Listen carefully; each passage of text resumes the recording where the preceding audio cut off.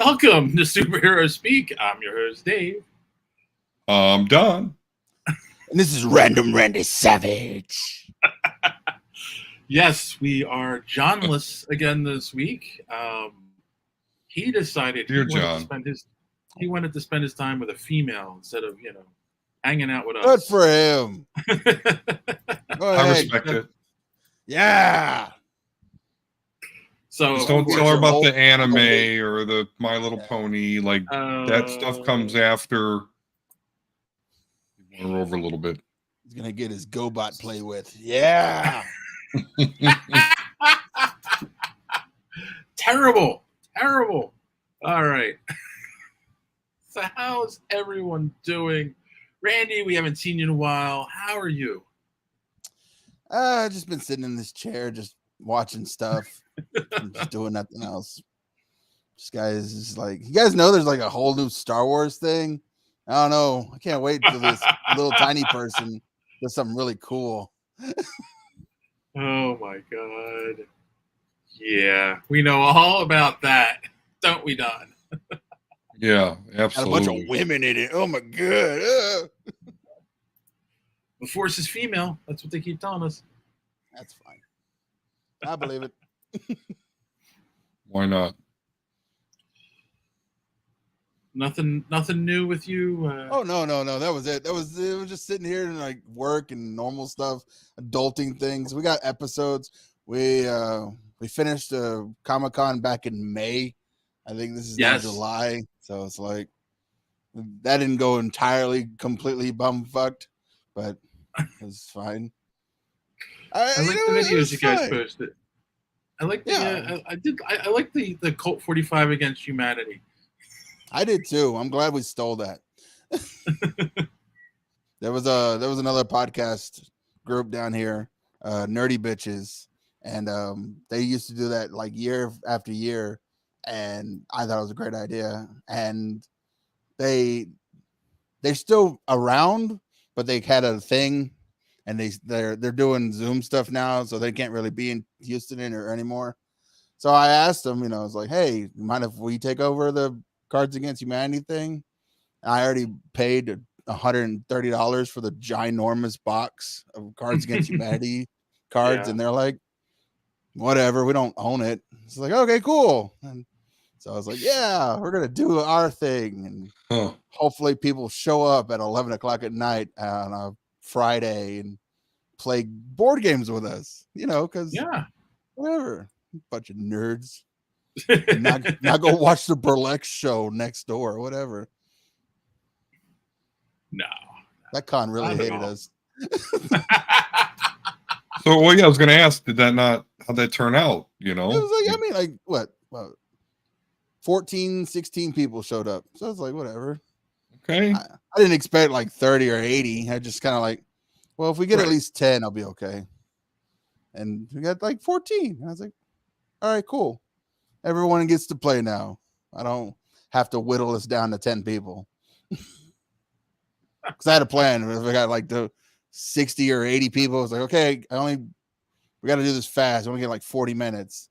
I'm trying to get us down to 40 minutes. So we're going to play a game to get us down to 10 people somehow.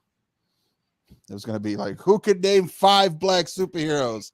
And then once everyone got to like 3, okay, like, well, you're going to do it again. And then. Oh, yeah. It's funny, too, because, like, once people, I think, name the, what is it, Storm. I don't know. Mm-hmm. Not everyone gets Storm, right? Like, nope. Blade and Bishop, then they're like, I don't know.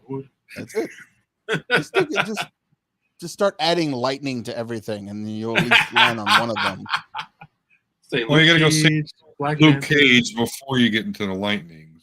I mean, lightning. Can you go over to Timmons for Spawn? Got to get him. Also. I mean, does A-Train count? Because I think, like, originally in the comic, he's a white guy. They're all white guys in the comic, so it's like none of that works from the boys. Yeah. And then, like, characters who were white in the comics, but then transitioned to black, like Domino, I gave that one a pass because it's like, well, her mutation makes her skin white. but her Right. mama's Yeah. name was Angelou. So I assumed that she.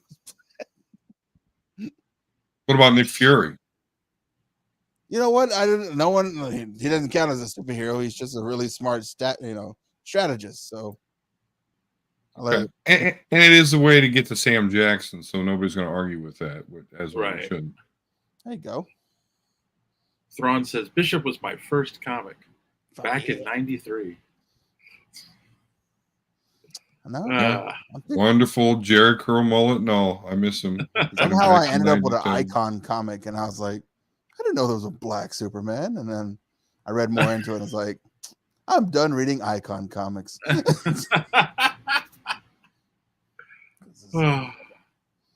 do you have these powers? Whatever. Moving on.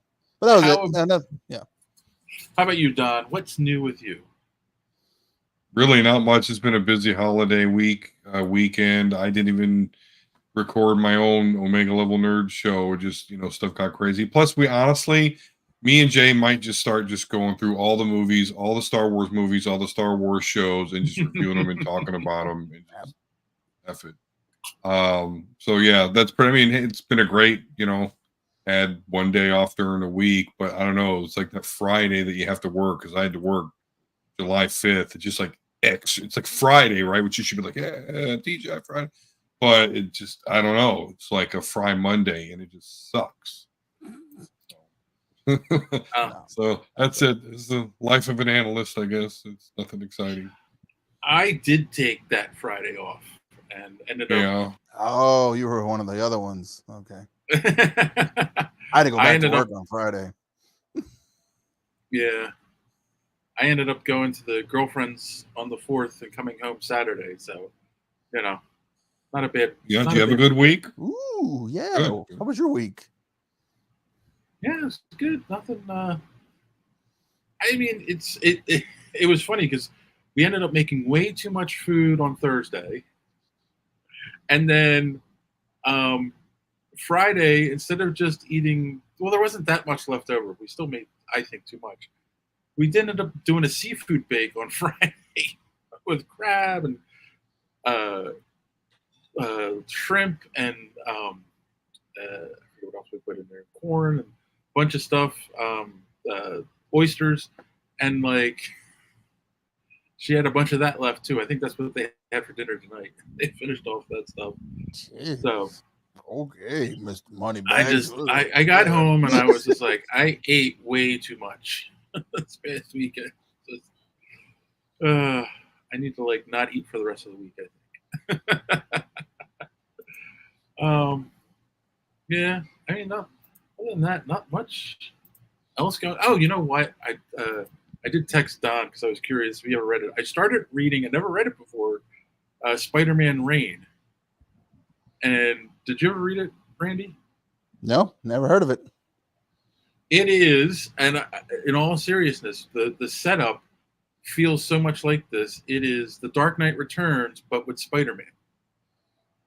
So we're in the future. Peter's an old man. They're telling you the narrative through the news report of what's going on. It's very much a setup. There's a gang like the mutants in The Dark Knight Returns called Reign, which is where the name of the book comes from, that are in charge of the city, and they're hunting people down and stuff. And I'm like, I'm reading this and I'm like, this feels very much like Dark Knight Returns. It quickly changes. There are different aspects. I don't want to spoil it for anyone who's not read it.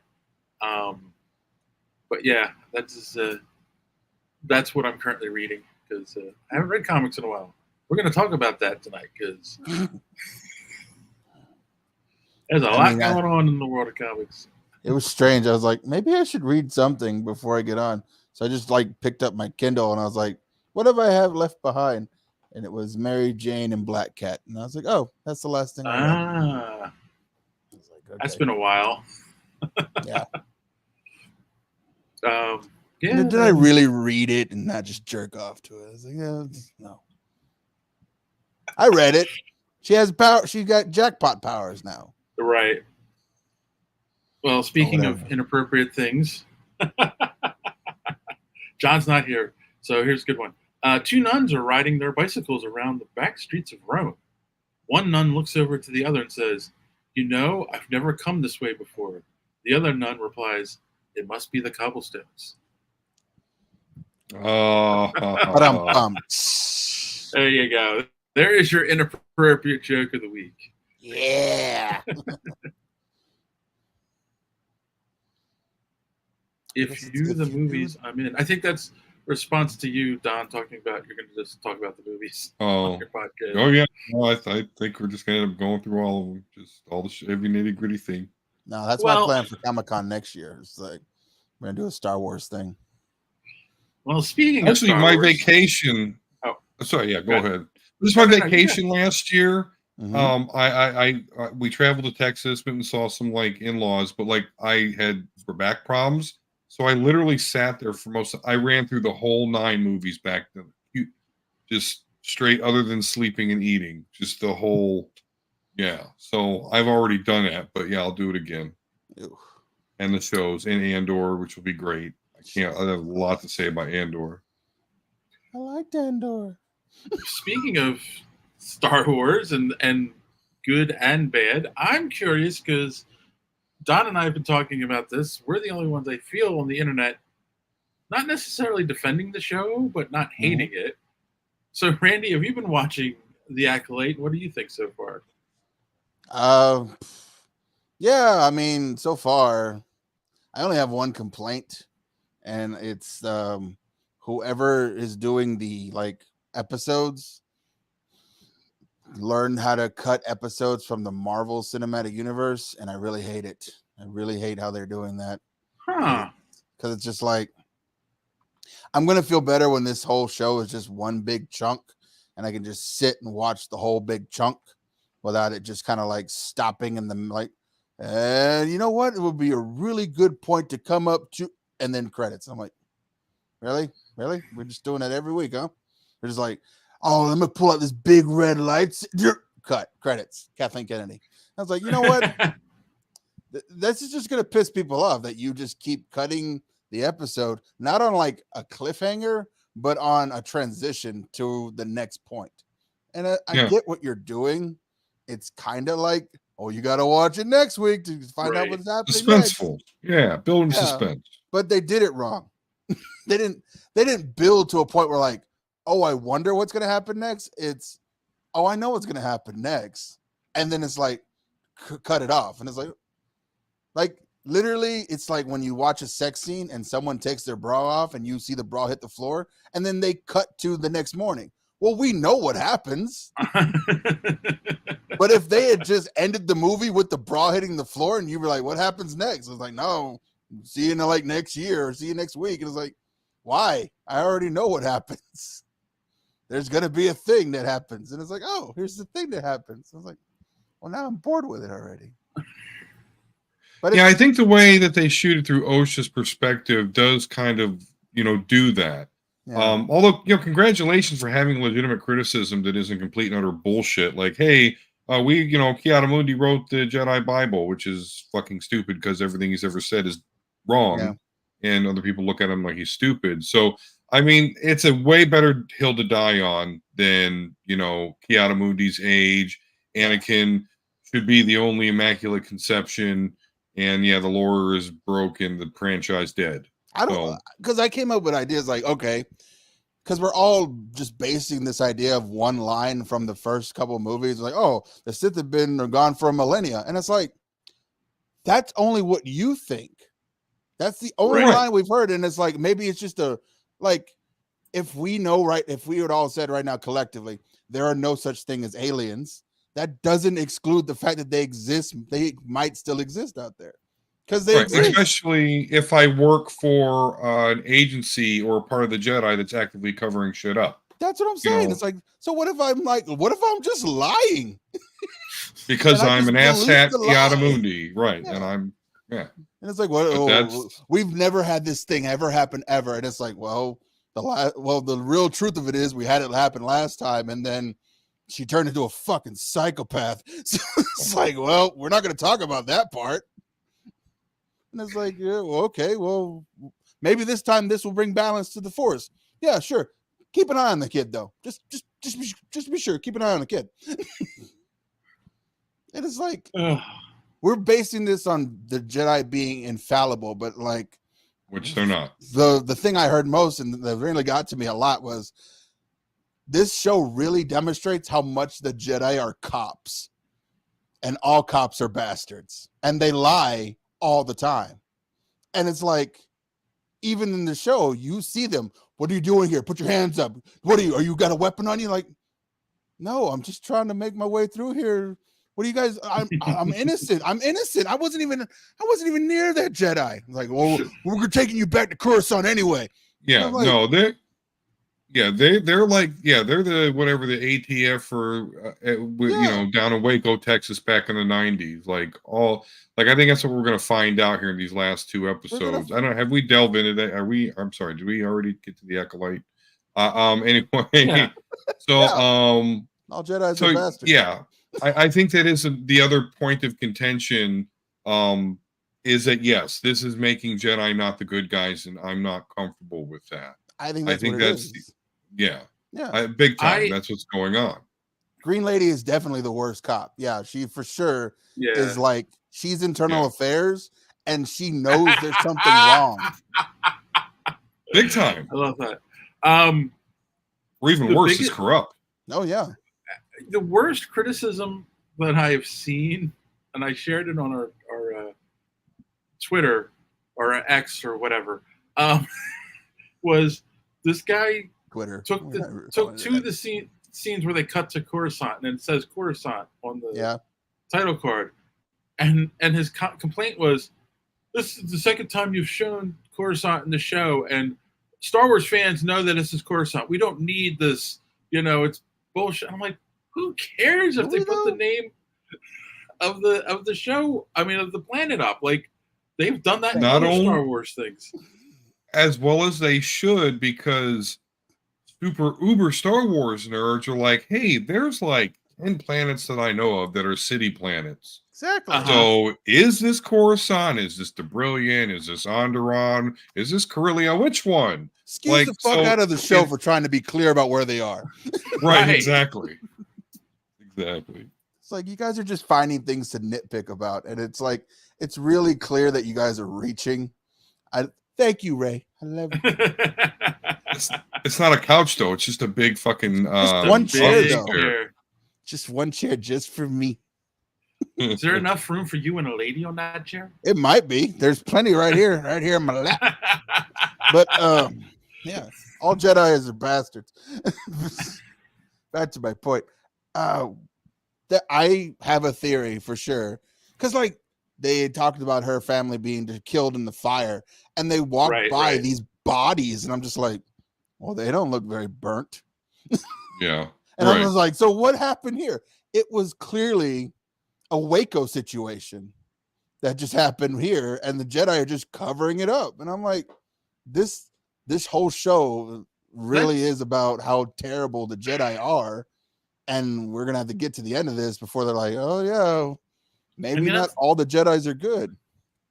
That was because I thought Soul was going to be a good guy, but he's looking sus here too. Like, like you said, Waco going in there like, oh, they got guns and they're fucking kids, and they go in there like, oh wait, they're not doing any of that. Damn, and they're all dead. This is a small community who's just practicing their religion on their own without you guys. They're really not trying to invade Coruscant or destroy Coruscant, but you've just come in here with your guns and your lightsabers, and now it's like, well, now you guys are a problem.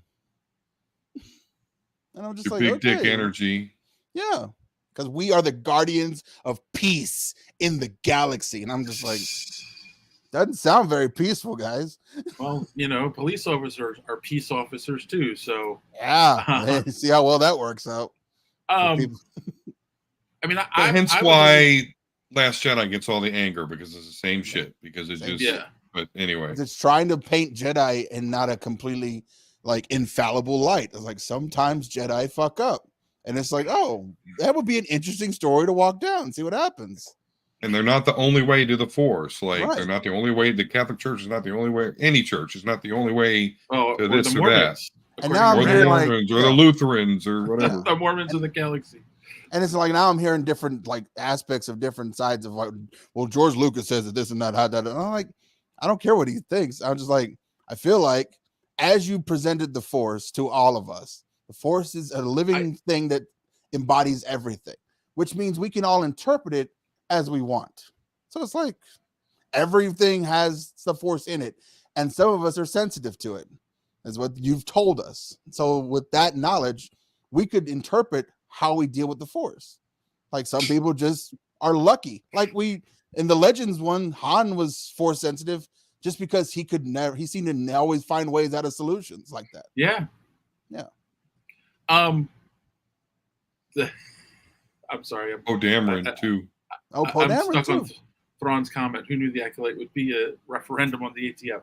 I mean, But that was the thing. I was the guy at the beginning of the show, like, oh, this is going to be, ends up being, at least those 4 Jedi that went to the planet did something horrible and blah, blah. And then as the show went on, I'm like, wait, it doesn't feel like they're going that direction.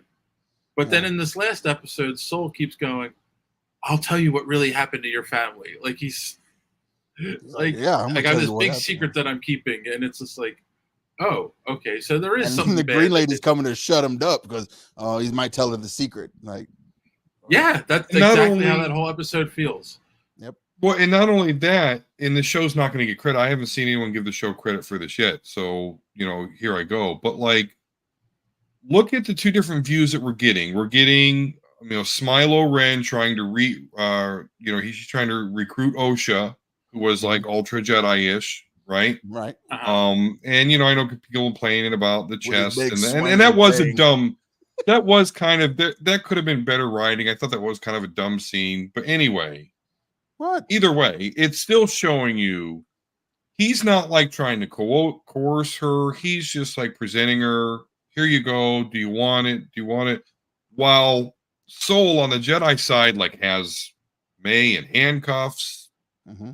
You're going to tell, this is what we're going to do. So we're kind of seeing a juxtaposed light and dark side approach by Jedi and Sith.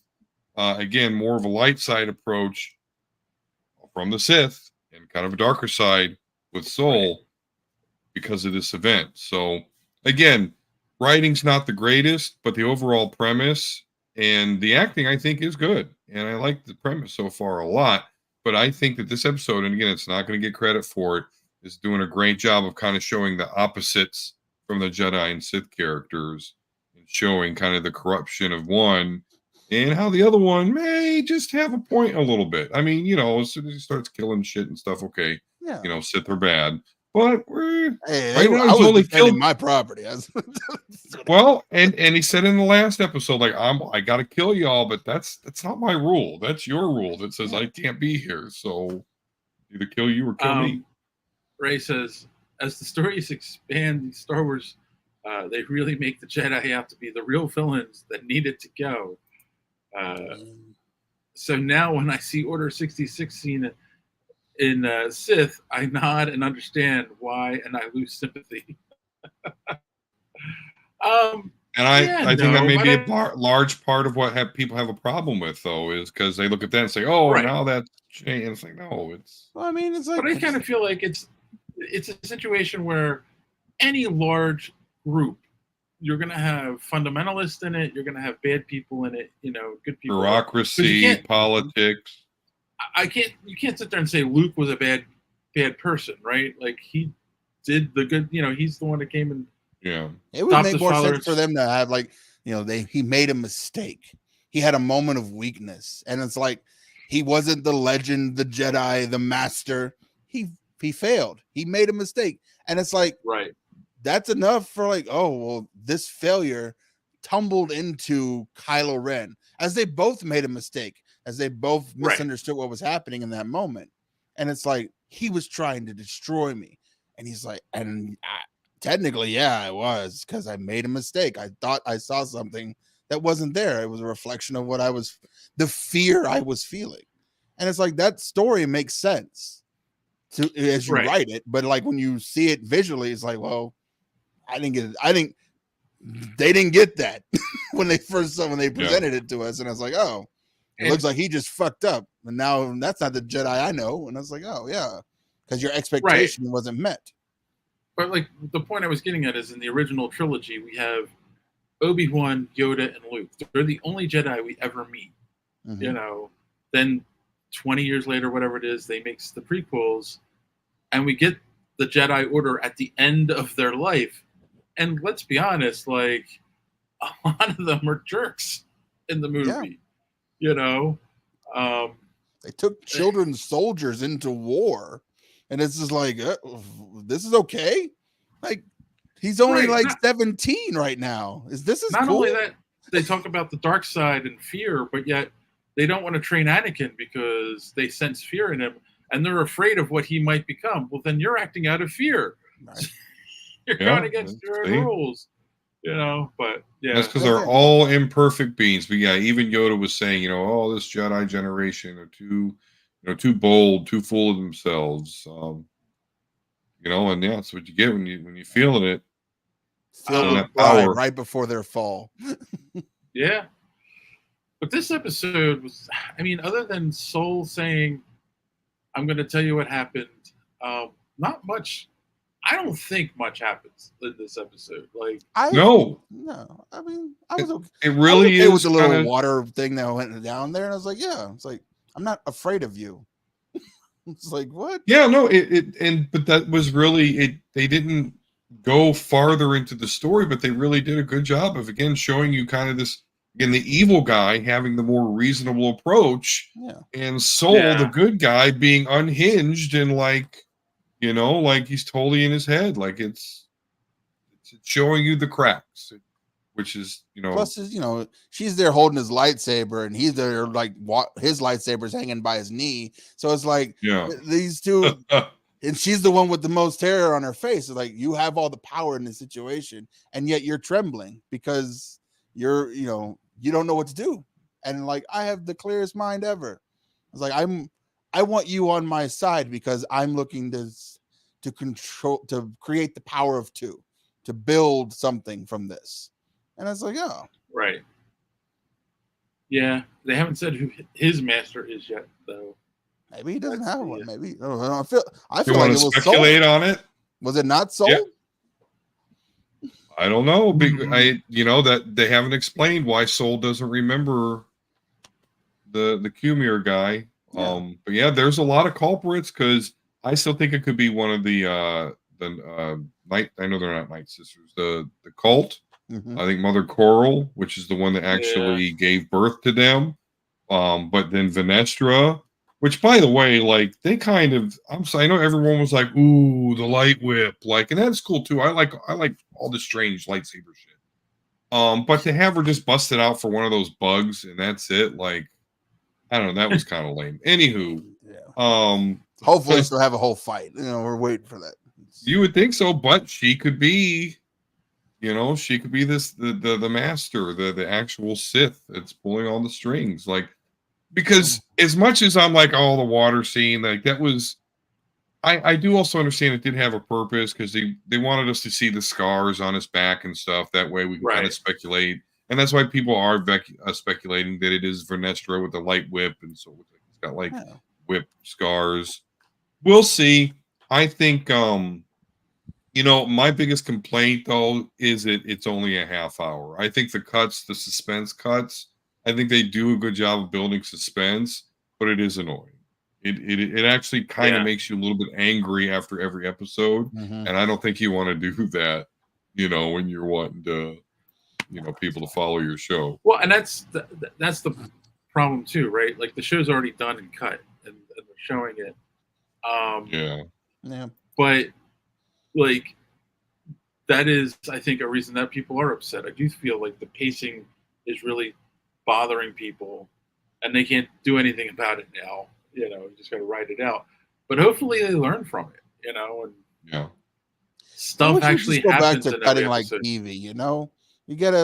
You can have an overarching story, but just have it beginning, middle, and end in your episode, and then by the way, at the end of this episode we're going to learn about and then go see you next week. And it's like, we could build, like, I hate to bring it up. Flash did it for 9 seasons, even though the premise was he needs to go faster. I feel like these guys could learn better, could do better, but it's fine, whatever. Well, I mean that's the thing too, right? Like if you can, I'm not making them, so I guess I can't have no place to talk about it. You can have something happen at the beginning of the episode, which resolves something that was a cliffhanger at the end of the previous episode. Right. But have something in the middle that actually happens, that is actually interesting. Like, watching May run around the ship and try to figure out why the power's out, or Osha and Quimir having a conversation about, who's really the bad guy in this situation. It's just like, I don't need a whole episode. That big squirrel or whatever the fuck it is, like trying to like kick her and get in a fight with her was also kind of took me out. It was annoying. And then the no, it's not. It's not funny. When she's like the Green Jedi, when she's like, we need to send a team to the planet real quick, and then she's coming out to get on the ship, and the young Jedi's like, what are you doing? She's like, I'm joining you, and he's like, are you sure? Like, I feel like they were trying to make a bigger deal about that, but I just didn't care. Like, whatever, she wants to go. Why are you making a big deal about this? And when they do that, the other thing I found a little bit too much was, like, as Sol and May left, Vanestra and the crew came in, like, one right after the other. And with it taking 1 to 6 days to get from basically one system to another, like there's no way that could have happened like that, like statistically. So I don't know why they could have cut that out there. That was unnecessary. Ray says, "This is Disney, Dave. We don't do that here." So I have to give it to him. What are you doing? We don't do that here. It's been a while since T'Challa came out. No. All right. And all sorts of crazy shit, and you haven't been playing him. So. I know. We got really political, I think, last week too, related to the acolyte. I wasn't here for that. So this was episode 5, right? Or was it? I thought this was 6. It was 6. Yeah. 6. So 2 each more to corrupt. Go. Or corrupt each, I can't remember. But it's another 2 named episode, but yeah. So we have 2 episodes left to go to resolve this whole thing and figure out what's going on. And at the moment, I'm not sure I'm going to be happy with how they resolve this. Because they're not even a hint. Like, that's the thing that's bugging me too.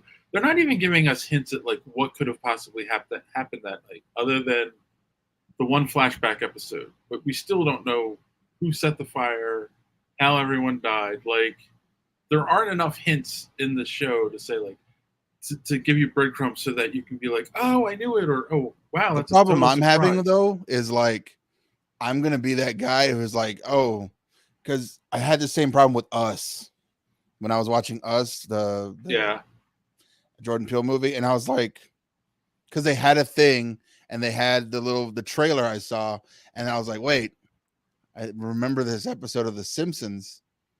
And it's like, no, Bart's the evil one. We just thought that this person who we disguised as evil the entire time was the evil one. But in fact, that one was the kind, gentle one. And Bart's the one who's been trying to murder us all in the first place. And I while I was watching Us and I had that same thought in my head, I was like, did the Simpsons do this? And yeah. And then so I'm watching The Acolyte and I'm like, it's not the Simpsons, is it again? And I was like, they're on different sides of the door. Don't do this, May. And May's in there. And then there's a fire that breaks out, but we don't see who starts it. And I'm just like, so it was you, the one who went to Jedi school, who wanted to get away, set this fire and killed everyone, didn't you? And you've been holding on to this secret this entire time. And you just didn't tell anybody. And it's like, yeah, that's what it is. Simpsons did it. That was that where the good twin. We'll see. And then they're like, "Oh, we're gonna switch them now," and they're like, "Oh yeah, to show us that Well, he is I think clearly they've the evil one. already. I think they've. I don't know. I'm getting more hate vibes from OSHA actually. Yeah. So they've already kind of sold to me that she is the one that's perhaps a little bit fucked up. But I still think that there's more to it. I think that there is still an unseen Sith that manipulated the situation, and that makes the most sense to me. I mean, I'm still open to whatever they do, but to me, that's it. That's what it's going to come somehow. Palpatine return. No, Somehow. you know, somehow these Jedi went crazy and killed the witches. You know, I think they're still going to make it interesting though. I don't know. They still have to stick the landing though, and we only have 2 episodes to go. So I can definitely understand like saying, there's a lot to learn here and not a lot of time. We've only got an hour left in the whole entire show to understand, like, yeah, why the fuck did like Waco, Texas 2.0 go down? No.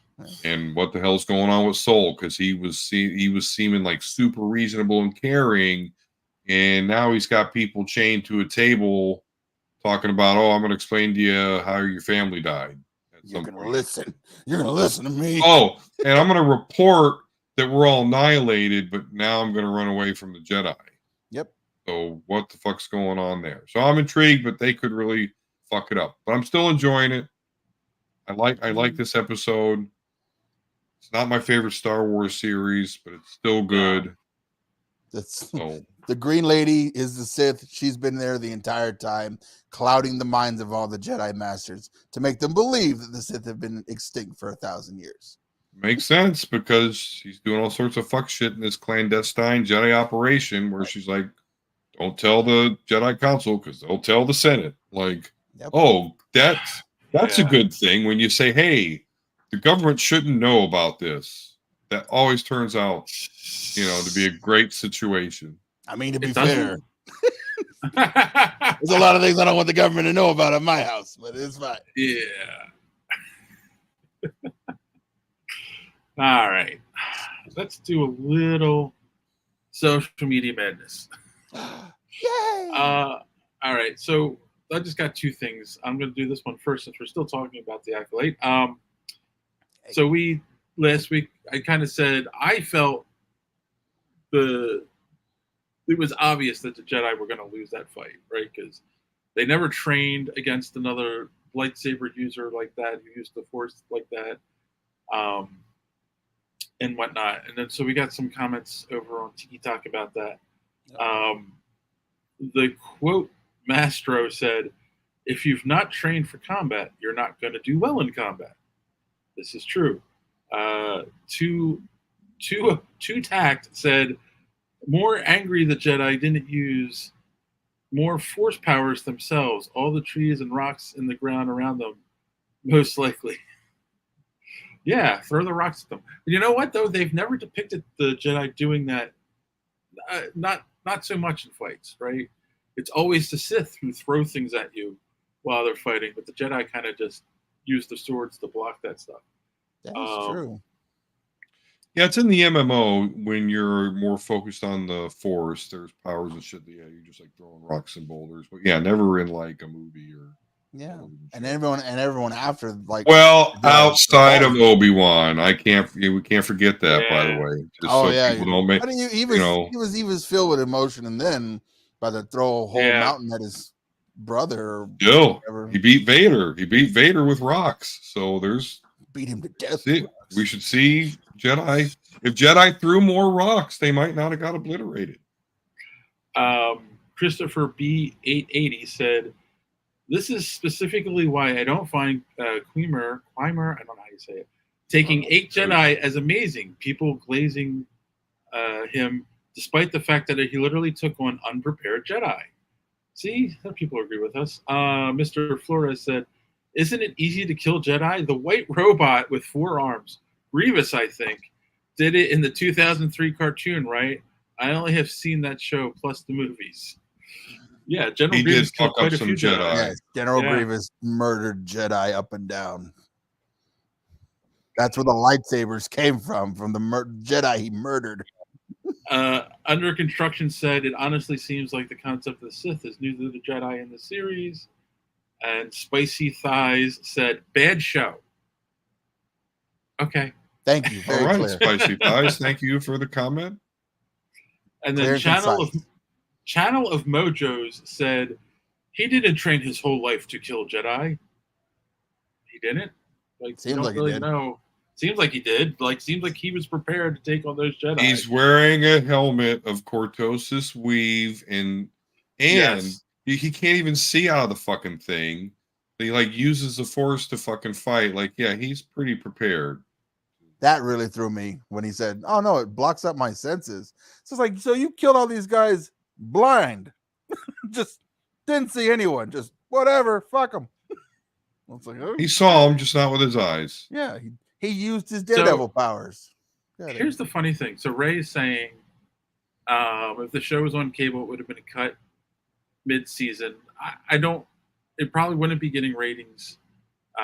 So I don't disagree with that. The days of pilots and test audiences are long gone. That is probably true too. And then, can we just get a Star Killer movie and to please all the Marvel fans that want mutants in their Star Wars? But here's the thing, like, yes, and yes. And we've talked about this on the show a lot. Streaming, like, it doesn't matter. Like, as long as they're not losing subscribers, does it really matter who watches the show? Like, I mean, granted, they're going to go, okay, if 1,000 people watched it or 10 million people watched it, like, they're going to want to do more shows like the 10 million people watch because that's going to get them more subscribers. But at the end of the day, they're not making money based on how many people watch the show. So they could just make it and put it on there as long as they don't lose subscribers over it. I mean, it's fair. Yeah. Their biggest goal should be what sells more shirts or whatever. You know, what's the next Grogu? What's the next BB-8? Yep. You know, it looks like they may. I don't think Pip's quite going to catch on. I do want one of those cool ass helmets though. Speaking of shirts, like, yes, people that are watching should click on the link in the description and check out our merch store. Pick up a Superhero Speak t-shirt today. Yeah, merch. That is fucking masterful, Dave. Good job, sir. Seamless. Get some merch. Some merch. Merch. But you're right, though. That helmet's right. That helmet's the big merchandise like, point is here. this Sith Joker face? Because I want that. Yeah. I don't think. I think we're going to learn more about what it means because, you know, I still think we got, you know, Sith, or is this like a first prototype Knights of Ren? Like, that's another thing that hopefully we'll get to learn that they can pull off big on this show. Yeah. They stick the landing. You got to do it. Thrawn says the figures will hit the Walmart shelves before people get their pre-orders. Huh. Oh. I guarantee that helmet is. I'm going to see that at cons coming up. Definitely. Oh yeah, people it's are gonna be coming. wearing that. That helmet, and I love to see the saber when, you know, comes out and you get the little saber. baby one. It was cool. Yeah, thanks. Shit. Shit. All right. And the other thing, real quick, that we talked about last week, and I kind of felt it ties into our main topic, but for some reason it's not loading on my computer right now. Don, you had said that print media for comics you think is dead, and you know I obviously didn't disagree with you. Yeah. Now I lost it. All right. Now I disagree with you. No. I'll bring it up when because we had someone comment, and I just want to make sure I credit them, saying like Tudor Jones 7451. The way in which the Nog 2 release single issue has gone a bit stale, and I don't know that it works anymore. They make money selling volumes, so maybe that's the way to go. Yeah. And you know, you of course put on there closer to the manga model. People want to buy more if it's a complete story, we think. Yeah. And absolutely. I mean, that's how I like to consume comics, is getting the trade paperbacks. Because all the enjoyable stuff is just the one shot shit, you know, Kingdom Come stuff, that's not always inside continuity. But either way, just to be able to pick up this and okay, this is the arc, this is the story. I'll get into it more later, but I agree with that. We want complete stories and not have to collect for a year to get one. And I digress. Yeah, That's fair. No, I mean, no, it's a different medium, so I was like, I equated it the same way as television. It's like, I feel like as a sales side, you want to drag this out as long as possible. And for a consumer side, we want to ingest it as fast as possible. So it's like, it's the difference between Netflix dropping all the episodes one day or Amazon or Disney giving you an episode a week. And it's like, right. oh, and some people love the one day binge thing. And it's like, I love it. But the problem is you'll eat it, forget about it in 2 months and never talk about it again. Like, Yep. You guys remember Damsel? That came out like this year, back in July, like January. Who cares? No one cares. It's July. Moving on. It's like, oh, okay. You remember Stranger Things happened? Like, yeah, all of it came out in one weekend, and we talked about it for that weekend, and it was gone the next. And it's like, oh, but we talked about X-Men 97 for like 2 months because it's still good. Both these things are good in their own right, but it's like one came out all at once, the other one came out a little bit at a time, and it was better for Disney to be like, come on back next week, and then you get to see more ads and da-da-da-da. It's like, oh, okay. And I think that's the way comics are trying to do, is just, well, we got a cool story about Spider-Man having old jizz, but you got to come back next week to talk about it. If you want more of his jizz, you got to come back next week. Want more spider splooge? See, it's next week. Maybe it's radioactive next week. We don't know. We get another spider character. We're gonna call him Spider Weblings. Winging. Me too, Thrawn. I've only seen season 1 of Peter Parker meets up with Gwen. Remembers that's his old girlfriend. Gives him the spider splooge. Can't wait for that one. Now he's got a triangle. Spider splooge. Oh my god. Is it symbiotic? Is it radioactive? That's the other 4 seasons of Stranger Things now, and they get progressively not as good as they keep going. When Spider-Man Reign came out, they were still a couple. Oh, so that's yes. All right, cool.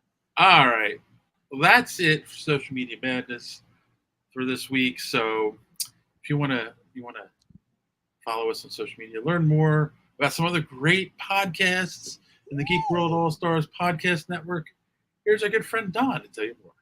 You enjoying the show? Do you want to be part of Social Media Madness?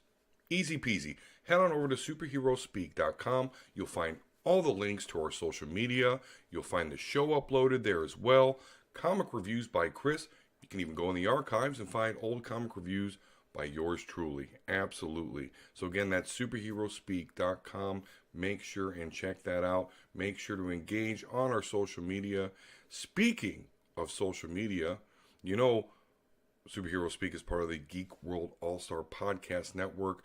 That podcast network includes great shows like the Pop Prison Power Podcast, Colt 45, Fans on Patrol, the Gorilla Brain Podcast, the So Wizard Podcast, and Superhero Speak. That's right. You go to the X-Men app, I mean the X app, hashtag GW All-Stars, and you will not be disappointed. And you might as well do it before that app is dead. Well, listen, now it's time to go back to the show, and I'm going to be looking to see if JD makes a comment about sex or doing something to a woman's anatomy to see if John gets flustered or beat red, while at the same time speaking with confidence and zeal when he's talking about Pinkie Pie, Rainbow Dash, and the rest of the My Little Pony crew. Back to the show.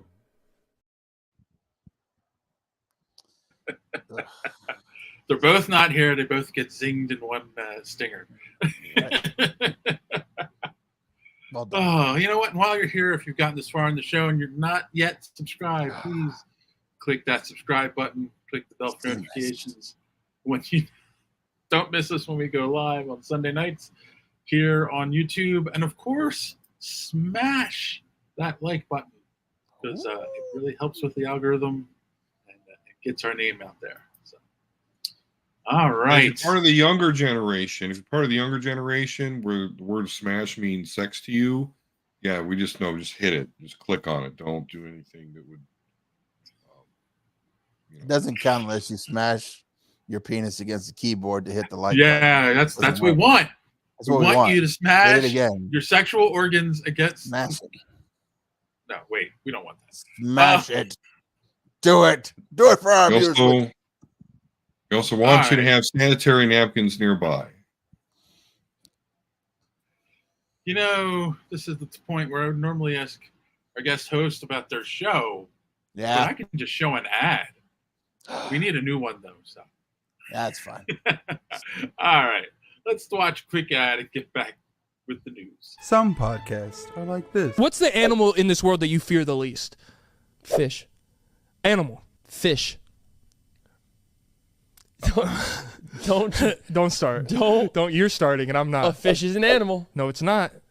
I'm talking about an animal, like a real animal, like fish. No, fish is animal. Hard-headed. I'm talking about that's like saying like an ant. That's not an animal. That's a sea creature. What? It's a sea creature. A fish is an animal. You can't go to the zoo and see a fish. They don't have zoo fishes. There's actually so many fishes. There's fish zoos. You can go to a fish zoo. No, there's so many fish that they have their own attraction called an aquarium. No, they don't. No, that's different. That's like sharks and shit. Those are animals. Fish! No. Fish! No, that's why they have different names. Sharks and fish. Why are you being political? I'm talking about an animal like a monkey, zebra, tiger, bear. Okay. And some podcasts are like this. What's your take? Since the fucking pandemic, everyone and their mother went on Amazon, got a microphone, got the whole kit set up, little filter, and now it's like they're important and we want to hear what they have to say about food, sports, culture. Who gives a You don't like podcasts? No, I think it's people jerking themselves off on the air to pretend they're doing something with their life. If you already have a podcast, you can keep doing it, but it should be illegal to start a new podcast. Get if you like doing like social justice or covering like current events, but just to talk about stupid sports, food, this and that is garbage, bro. Wait, do you have a podcast? Out of here, bro. You're on a podcast right now. I'm happy to participate in this one and let you know how I feel about all these jamooks out here running around thinking there's somebody important, like we want to listen to what they have to say. What's a jamook? Jamook, lame-brained. You know a jamook? A person of mental or physical incompetence due to their own lack of grace or social aptitude. I like this definition. Jamook. Idiot, loser, lame-brained, a jamook. Yeah. But only one podcast is where you can get in-depth analysis like this. They're breaking down the U.S. Phillips and the top brass are talking about what the fuck happened. And Phillips is like, look, bro, I wanted an army of you assholes, not just you. Go fuck out of here. I don't care. But the Senator Brandt, I was like, hold on, fam. I see opportunity.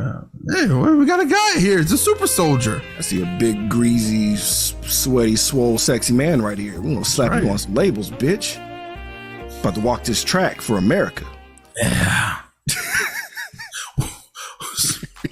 Shake your ass on the curb for America. Bounce that ass for the U.S. of A. Bounce that ass for the U.S. I want dancing girls. Dancing girls. And America's ass. You are now listening to Cult 45. This is Beat 'em Down. And I'm Random Randy Savage. Find us on all your podcatching apps like Podbean or Spotify. And follow us on Twitter, Instagram, and Facebook. Or just go to www.cult45podcast.com. Also, check out our YouTube for that sweet, sweet video content. Cult 45, the only podcast that puts hair on your chest. I made it, and I was just like, geez, I need to cut all this shit out. So long. Why did I make that so long? Because you wanted to call us jamooks. No, I wanted to get, you know what? Because like somebody had complained they didn't have enough time to go to the bathroom in your show, and I was like, Oh, if I put in like a 4-minute break in the middle of their show, he'll at That's least what have I use time it for. Yeah, he'll at least try to get up and come back and like get it done. All And I day. was like, that was the reason why I was like, 4 minutes, it should be fine. Anyone It's the can't get bad- into the bad bathroom in format. 4 minutes. They're on their own. That Jamook guy does annoy me, though. I don't know. He's sitting in a subway and he's like 50 years I'm old, dressed actually like a waiting for 20-year-old. those two Talk first about guys to Jamook. show back up on my algorithm because that's the like, oh yeah, my algorithm was all sad for the longest now, and I'm just like, now they're coming back. Speaking of Jamooks on the internet, Emma Roberts, who starred in Madam Web, in a recent interview, blamed the internet for why Madam Web did so bad because, they made a joke about the movie before it came out. What, Aunt May didn't like the Spider-Man movie she wasn't in? You mean the Spider-Man adjacent movie she was Spider-Man in? adjacent Oh my movie God. she wasn't in? Okay, whatever. The movie where they're not even allowed to say Peter Parker? I just admit it. You were in a bad movie that shouldn't have been made. Like, that's my thing. It's like, I don't know. I keep thinking about how I would fix that movie, and I'm just like, you'd have to make people like Madam Web. That's the only thing. I'm like, Right.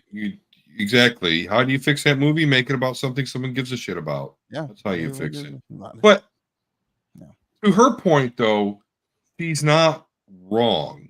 Yes, it's a shitty movie. It was never going to do well.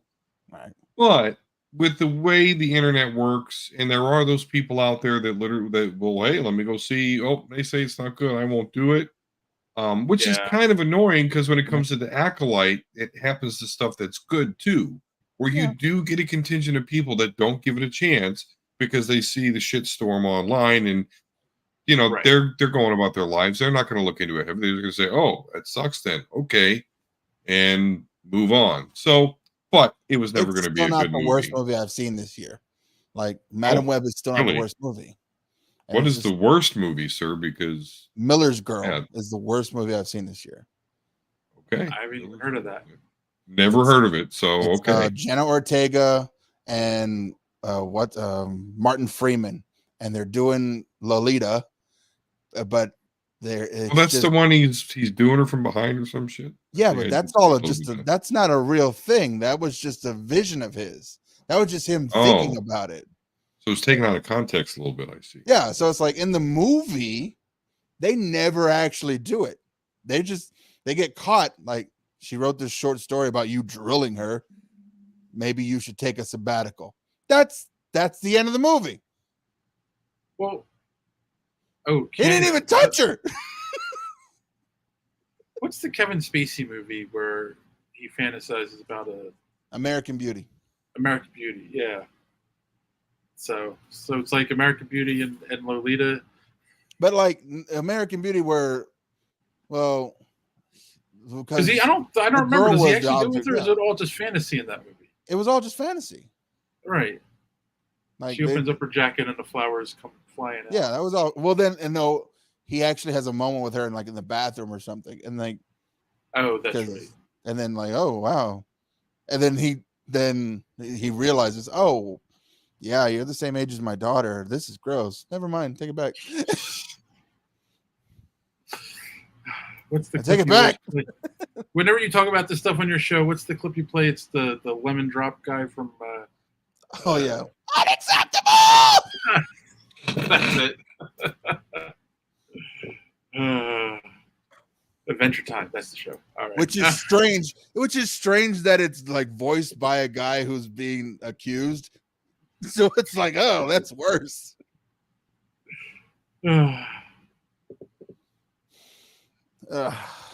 So long story short, no Emma. The movie was going to fail either the way. internet failed it. That's like, but the writers failed it first. The writers failed it. Yeah, I would have gladly watched a show about Madam Web gathering a team of young girls to fight a big bad and give them spider powers. I feel like the problem is that, and we talked about this a few weeks ago, where there is this belief by younger actors, if I'm getting to a superhero movie, it'll launch my career. And it's like someone put this script in front of her. Oh, you could be in the next Spider-Man adjacent movie, but she didn't have anyone in her life to go like, Madam Web, does anyone care about this character? Should we make this movie? Where if she's like some comic book nerds, they would have been like, no. Is Spidey in it? Like, no, we don't care. So what's the best Madam Web arc? I want to read that. Like, to be fair, it's like we've had 10 good years of just like, oh, and who the fuck was Chris Evans before Captain America? He was Johnny Storm, right? You guys remember Johnny Storm? Like, not really. Nah. Just like, yeah. Just, sometimes it does launch a career, and it really needs to. You need to be in those good ones though. Because whose career have they really launched though? Whose career has actually been launched because they were in a superhero movie? I'm really struggling. Chris Hemsworth. Because can you name anything he was in before Thor? Okay. Anyone else? Hey, Frosty. I'm thinking. Well, I mean, yeah. It saved Robert Downey Jr.'s career. It absolutely did. It saved his career, but it didn't make it. It didn't make it. So I think I agree though. Chris Hemsworth is probably because Chris Evans was in all sorts of movies. Scarlett Johansson was doing stuff, so it's like, she had a following before this, so she had the Nanny Diaries before this. Well, Chris Evans. How about Tom Holland? Like, wasn't he? He was in The Island and that movie about the tsunami and I mean he was doing stuff. They're all doing just stuff. Point being, it's the exception, not the rule. Yeah, it's fair. Right. It's not gonna win all the things. Yeah, because it's like Benedict Cumberbatch didn't blow up. Right. Oh yeah, he was well known before that. Yes. Don't mention your mom in the Amazon. Gave Favreau the Mando deal. Yeah, but I mean, like if you look back at Jon Favreau, he's been working behind the scenes of pretty much most of superhero things. Like I didn't know he was an executive producer on Batman Forever and Batman and Robin. Yeah. I didn't know that he was one of the greatest characters ever. Way back when, you ever see the movie PCU Gunter? Oh, I loved him in The Replacements though. Yeah, the man gave us Elf. That's all we need to know. Gave us Elf and Swingers. He can do no wrong. All right. Did you guys know that Matt Reeves was going to be making an Arkham Asylum series for Max? Well, he was. I thought we talked about it, but yeah. Because originally he was going to do like a Gotham spinoff, and then it morphed into Arkham Asylum, but now it's been completely canceled. So, yeah, I think that's for the better. That whole side of the coin I've given up on. It's like once they cancel all my shows on the CW, I don't care anymore. So, no, you have no interest in the Penguin? I mean, no, not really. Do you have Max? Do you no, subscribe? I canceled it. I canceled Max. I didn't just because I was like, what do I watch on here? Nothing. I could watch Doctor Who somewhere else. You know how some people do. Don't tell the government. It's funny because the thing I watch on it the most is reruns of Big Bang Theory, where I can just still put the TV on and watch those. It's like whatever. I really want to watch this. Yeah. Yeah. Exactly. I have no. I mean, I don't know. I've been watching my Adventures with Superman, but I need to get back into that. I could probably watch that on some kind of site or something. That was a good show. I don't know. Yeah. DC just hasn't been grabbing me at all lately. Could only imagine the version of Harley that would have been on that show. Hopefully, very slutty. It's my only hope. That's the thing too, Thrawn. If he was going to do an Arkham, you would hope that ties into his Batman series. So then, if he's giving us villains, versions of villains in that show, he's got to stick with them in his movies, right? Well, So I if mean, he they had a gives us a Joker. Harley, We he's could have had a Harley and Quinzel, and Yeah. let the Harley Quinn. right. But I'm saying, like, whatever he gives us, we have to stick with. You know. Yeah. Do we though? I think they would at No. least try, and I think that's why this is a wise decision, because Yeah. I think their plans for the Bat Reeves verse isn't super clear. So why put something out there that could further entangle your continuity that you then have to stick to? Don't get me wrong, as a Star Wars guy, I'm not against animation and film and TV shows all being one universe. But Star Wars does it and does it well, in my opinion. But I think there is more of a plan for Star Wars than there is for a Batman verse, right? It's not even the No, Batman yeah. verse. Right. A Batman verse, which I'm okay with. Batman is an old and big enough property, and it does have its more grounded detective fans versus the God Batman always prepared take down the Justice League Batman. Like there are, we've got those two spectrums there that we can play to, and I get it, but I think that it's going to hamper them if they have another animated series out there that then we have to expect everything going forward, movies and all, has to be in continuity with what we've animated. Batwoman didn't even stick with the same actress. Injury, I know, says Thorne. Yeah, I think that was part of it. I just saw an interview with what's his face, Empire, George of the Jungle, and Tarzan. Tarzan. Brandon What's Fraser? the actor's name? Which one? Brendan Fraser, who Oh. played. George of the Jungle. I was like, the whale guy. Yeah. Right, the whale movie. Doom Patrol. But he was Yeah, he there was you go. Firefly in the Batgirl movie. I actually wanted to And, see that. Like, Dope. I mean, he's saying that it was a really good movie. Like, he played a villain that was bad but yet sympathetic. Like, it had all the elements that people look for in superhero movies now. And he's like, he doesn't understand why it was shelved. Like, I don't know. He That movie's probably gotta did come do a good job. I'm He sure it's an probably excellent did do a movie good job. that never going to see the light of day. I don't think I don't know. I don't think why, because I think there's too much bat shit going on, and why throw that out there?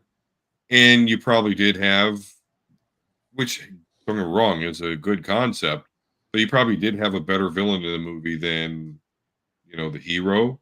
Because they And saw the maybe Marvels only make $100 million and was like, no, it's not going to be enough. And then like we have this, nope. People barely know who Batwoman is or Batgirl is. That's fine. Shelve it. Brendan won an Yeah. Oscar anyway, right? For And I that think whale that- movie. I really think. Yes, yeah, he did. I think it lost. The reason they shelved it was going to be too confusing. They knew they were killing the DC EU, and it was Michael Keaton was in it as Batman. But then they kind of destroyed that storyline with the George Clooney thing at the end of Flash. So they're like, well, we can't release this. But it's like, why not? It'd just be a fun movie at this point. Like, forget all the other tie-in stuff. Let's just see it. Yeah. That's what I was like. That's what I was really upset about DC. They had an opportunity just to go nuts. Do whatever. Okay, Have all the but- characters do everything. I think they were also afraid though of the like anti-DEI crowd and them doing the shit like they're doing the Acolyte. That's true too. It's like, imagine a black Batwoman. It's very possible. Who would have thunk it? Oh my God! How dare a black woman try to win? I. She's fighting a white man who was Why? sliding? Yeah. No. Why is there a Negro on screen? Like come on. Oh, it's too much. Lesbian? No. Lesbians? Oh. Oh, the two lesbians have had children. Abomination. Heathens. I shall burn in hell. Perish the for thought. watching. Oh, there's my fainting couch. Yeah, Yeah, I was watching a video today too. Like, this shows how ridiculous the review bombing shit is. Like, there's like an old movie called The Acolytes that like all of a sudden went down to like 13%. It's like, you guys don't even know what you're bad at, guys. Yeah. Oh, I hate these fucking movies. For shame. For shame. If it had been me, I'd have let it go. Just like, whatever. We'll see what happens. And then, like, next movie we're going to make out. It is strange. The wheel. It is strange to like make something, and I can see like, okay, we're not going to spend anything on marketing. Like, okay, give it the straight to DVD treatment or straight to streaming treatment. I guess is what we do in 2024. Like, it doesn't even got that. That is like the Star Wars Holiday Special exists on streaming, but this movie does not. Nope. Because the Star Wars Holiday Special came out when there were ads on TV, and you could make your money back on VHS sales. So it's like without these things, once the show's on the screen, it there's no more money to be made. Yeah. So it's like, unless you make all the money up front, there's nothing we can do about it afterwards. Because it's like, well, we can put it out on DVD. Like, no one buys those anymore. And it's like, well, we could put it on streaming. Yeah. And they were going to do that anyway. And we already have them on the stream. We're not going to get new subscribers from it. So it's like, fuck. Well, maybe we can make another one. That's just going to cost more money. It's like there's no good wins there anymore. Yep. Because the way the streaming model is. We'll make a TV show. Speaking of streaming, on the other side of the aisle, we did get some updates. So the the MCU's got 3 shows coming out coming up: Daredevil Born Again, Eyes of Wakanda, and Agatha All Along. So they have set the premieres. March of 2025 will be Daredevil Born Again, and September of this year will be Eyes of Wakanda. Oh, no. I'm sorry. Agatha All Along is September, and they're still saying sometime in 2024 will be the Eyes of Wakanda, which I haven't seen anything on that show yet. So I'm not sure if that's really coming out this year. I mean, I would imagine it's going to be Christmas time, but we'll see. Yep. So they're basically that's saying sad to me. What? Go ahead. The Eyes of Wakanda. So, like, the way because obviously my podcast partner, Run the Mega Level Nerds, refers to the first Black Panther movie as Black Christmas, right? Yeah. And then Black Panther 2 comes along. Meh, so like the death of Chadwick Boseman and them not recasting, or like the future of the MCU was going to be like, Afro-futuristic centric, okay? And it's like not going to be like that now. Yep. And it's unfortunately because Black Panther is not the character that he should be in the MCU. So when I see this and I see that specifically Ryan Coogler's doing it, it's like, this is really kind of him like putting a scrapbook together, just putting the rest of the Wakanda world that he kind of had out there, and then kind of closed the book on it. So that's why I'm just, you mentioned Christmas. I was just thinking of like I said, how Jay and it's just, it could be way more than it is, but unfortunately just that whole thing went down with Chadwick, and it should have been more. And I feel like this is kind of the end of it. Like, okay, this is the rest that I had for anyone that cares, and there you go. So, excited about Daredevil's probably not going to fight in hallways anymore the whole show, so that'll be nice. What? Well, I mean, this is interesting too, because it's like it's saying that the characters of Wilson Fisk and Matt Murdock have changed, and their characters are going to collide in ways they've never seen before. It's no longer enough to try to murder each other. There's a whole game of politics to play. It's like, really? Yeah, they're going to team up and fight now. Fight together. Yeah, that seems boring. I mean, I hate to be a simpleton. That seems boring. Is that going to punch each other anymore? What are we going to even be in here for? Right. Yeah, and of course it says Wakanda History is produced by Coogler, directed by Tom Harris, who's one of the longtime storyboard artists. So yeah, this does sound like you said, Don. It's going to be like, here was what my whole plan for Wakanda was. Agatha all along sees Catherine Hahn reprise her role from the 2021 WandaVision could be really scary. Oof, I hate that. Agatha is really fun, but it's really scary and gets quite dramatic. Oh, yeah. I feel like that shows when the Disney Marvel shows. Guys, what? I just that show. This show is Hello? 2 years too late. I really find myself not caring about Agatha now that the Scarlet Witch thing's all fucked up. Like they kept changing the name, they kept holding production on it, and yeah, it just kind of like died, and now it's coming out, and it's like, who cares? Like, I don't see how this is going to tie into the greater MCU. Yeah. And like I get it. Everybody liked Catherine Hahn's, espionizing Agatha, which, don't get me wrong, it's already nice because Agatha's, like really old and decrepit in the comics. And then we got Catherine Hahn, which, don't get me wrong, I love your, slightly big nosed brunette more than, most probably. So, but the whole witch thing, like, she already built up how important Wanda is, and Wanda's not even a thing now. I don't see where this is going to go, where the people are going to have an interest in it. I don't. I may be able to get my wife to be like, hey, remember WandaVision back when we were excited about Marvel shows? No, not again. What's up, hello, Kassan? Kassan. You're Hello, late. Kassan. I don't know. Hallway parkour, yeah. I'm gonna watch all this stuff, and I'm just gonna wait until I what know. happens at the end, because it's like, Right, we've got the app, so yeah. I mean, yeah, So whatever. is They already got my money, so what's the point?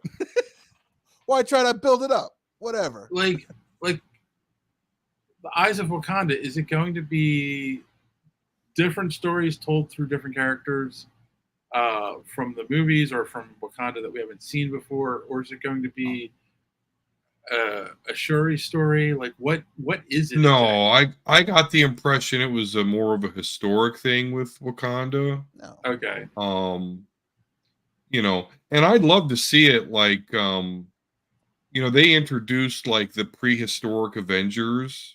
I don't know if you guys have ever seen that in the comics. Yeah, I saw them. Savage Avengers? Okay. Yeah. So it's like Odin, the Phoenix, the first Agamotto, the first Black Panther, So that'd be cool to see him kind of do some like early Black Panther stuff.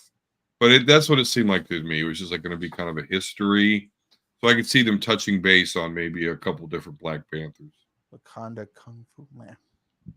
David Carradine. Wakanda Kung Fu David Carradine. He's dead. He's dead. Choked himself by jacking off. Yep. Killed himself. Too many people have died that way. That's right, guys. Just nice and easy. You don't need to choke yourself to get yourself off. If you have to, give yourself a release. Don't be that guy. Tell that to my ex-wife. Hey, I'm just saying. Where's the button? Press the button. Talking about Wakanda. Did you have a safe word? Comfortable with it. Of course it did. It was Wakanda forever. Her color. Oh my God. It was automatopoeia.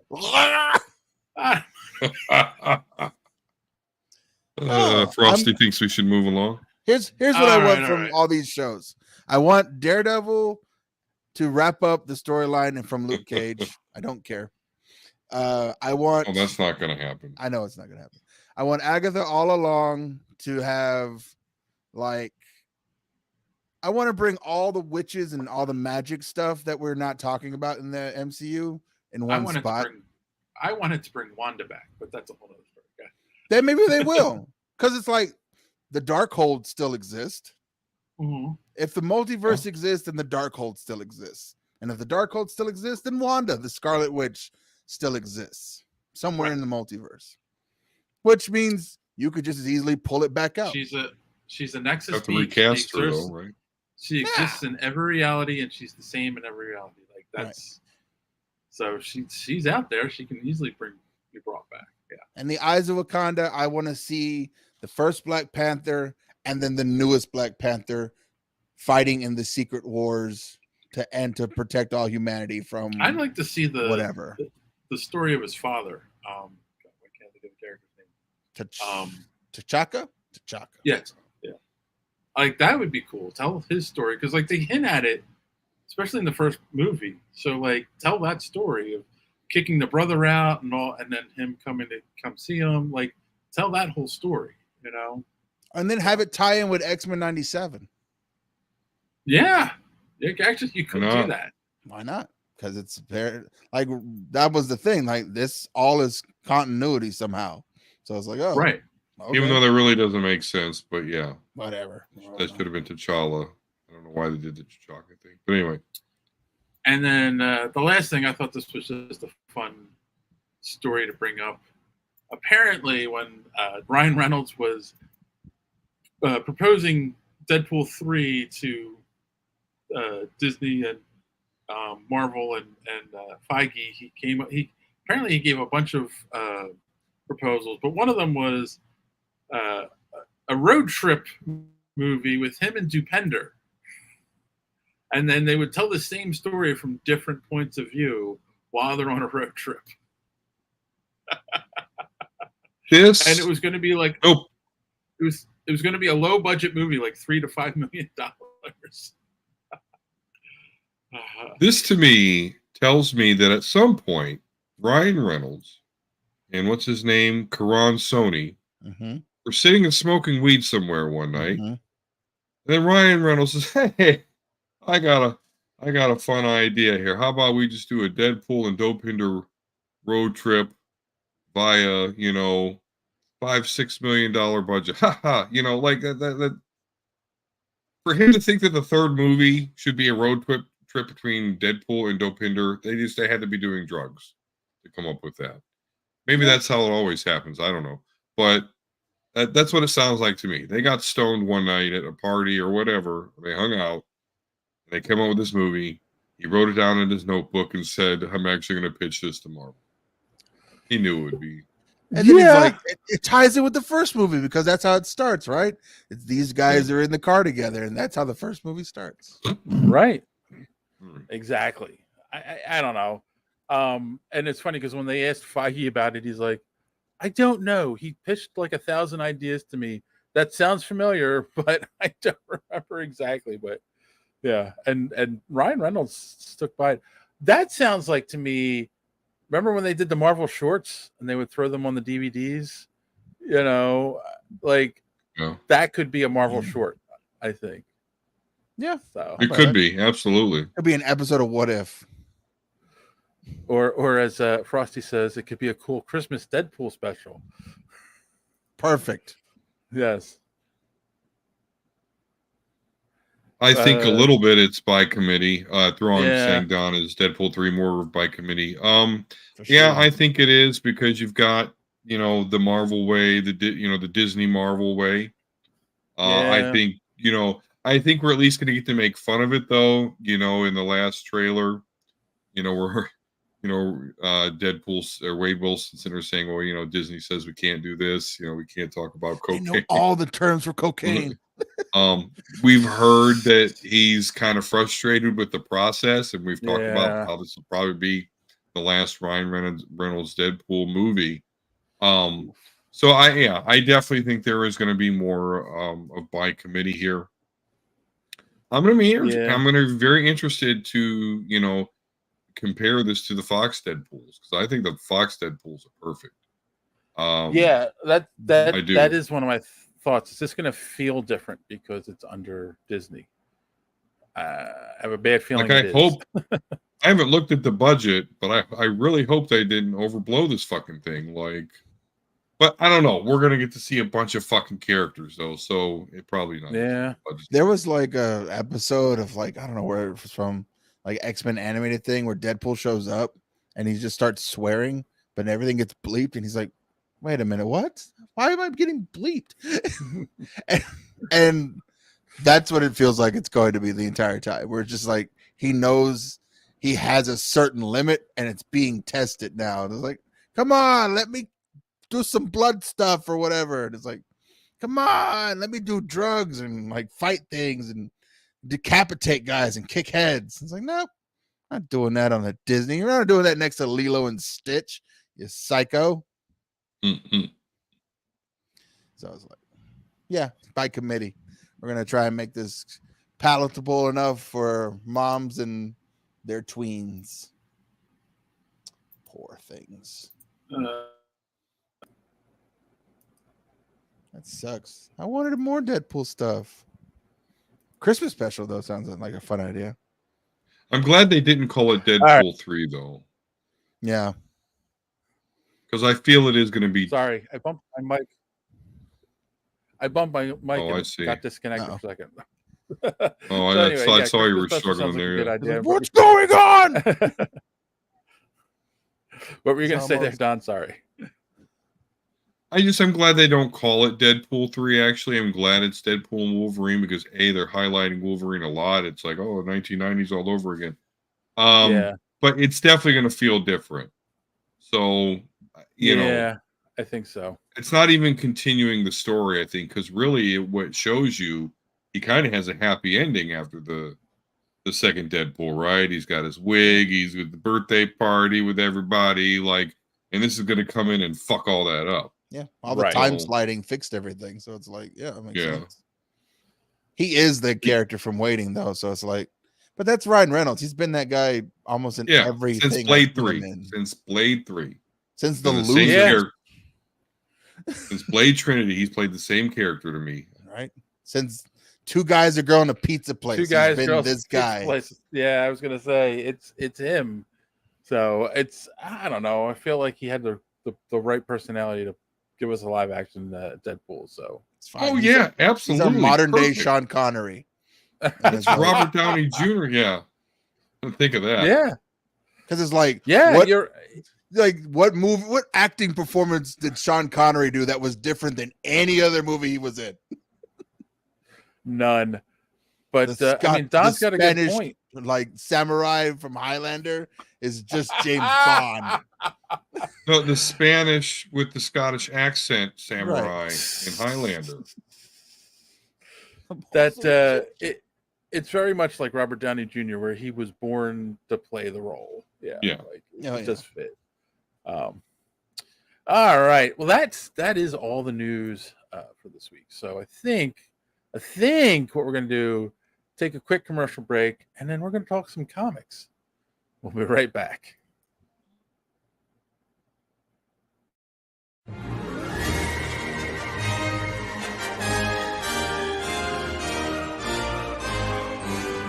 This is so wizarding.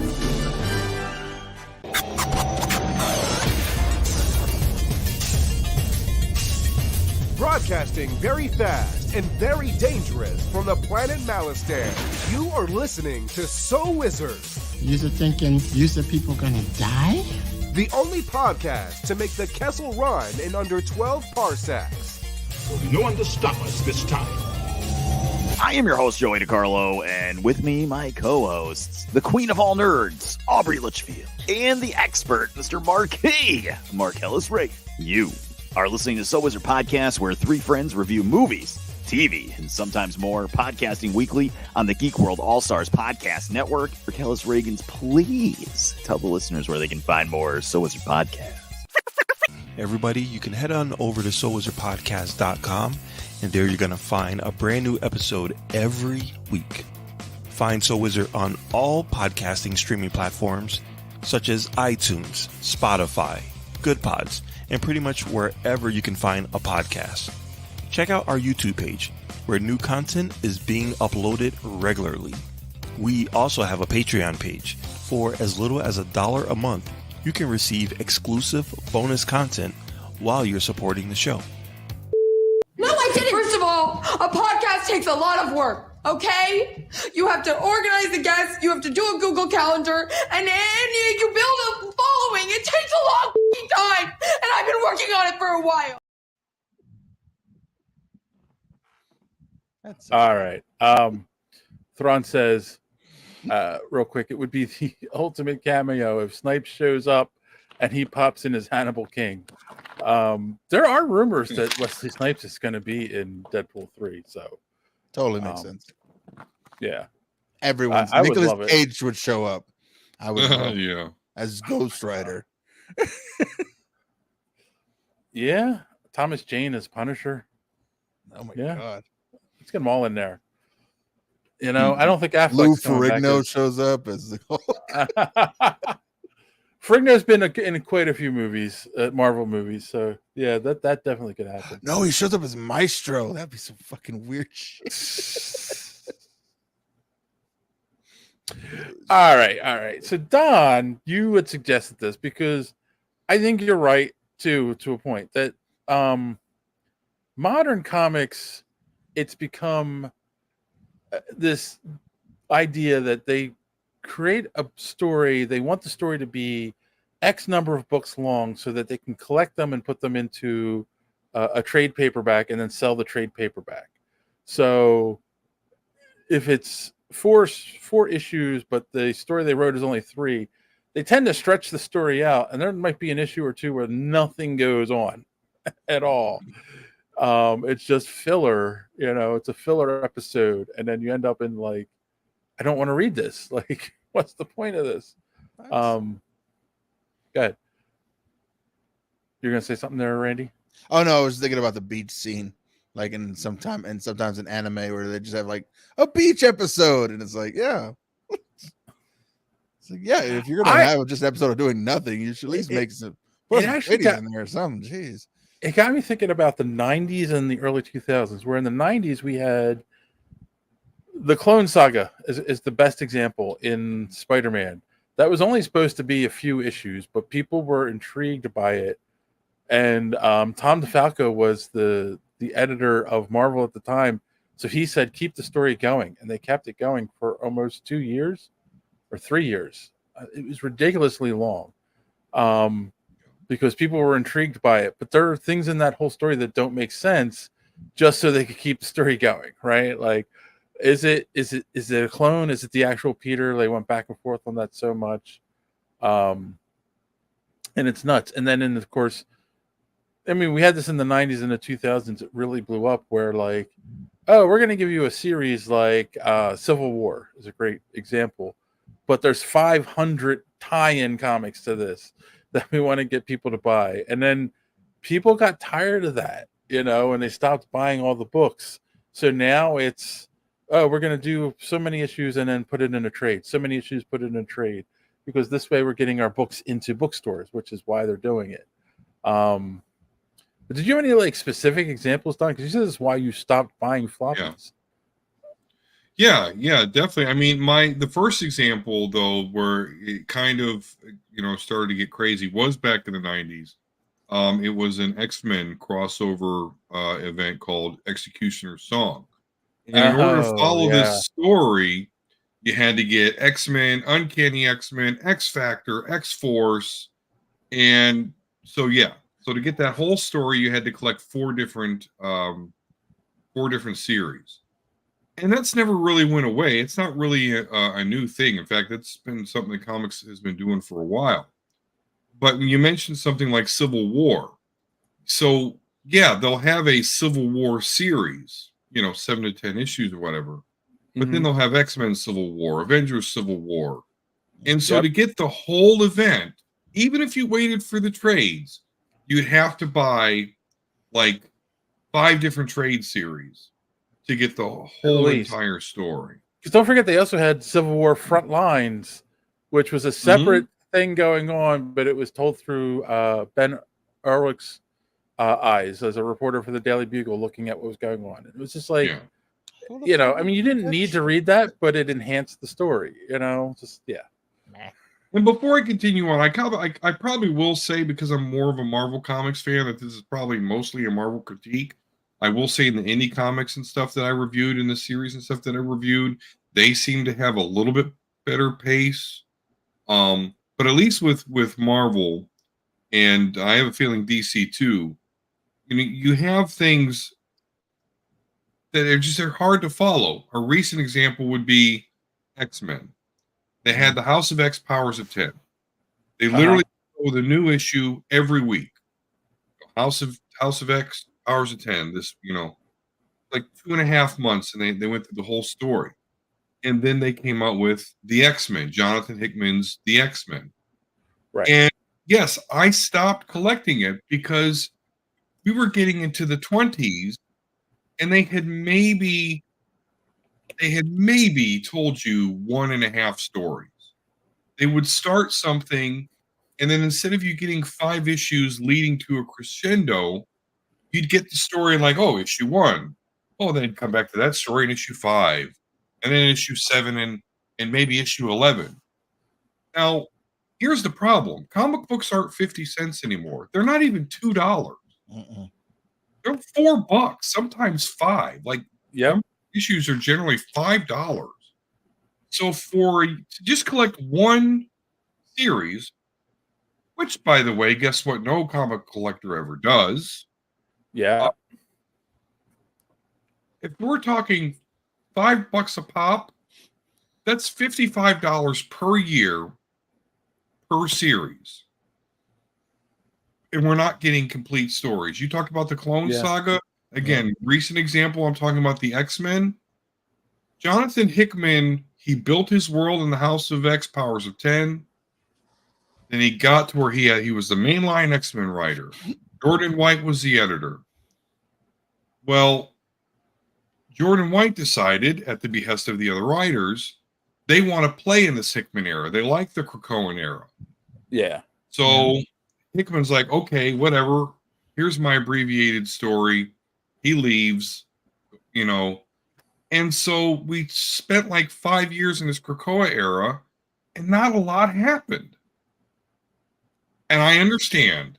Writers, artists, yes, the longer the stories go, the more work you have.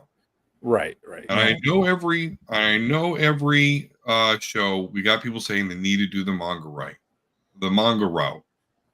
Exactly. I mean, don't give me pages that go the wrong way and shitty art. I'm sorry. Manga art is cool, but it's not colored and it's not comic art.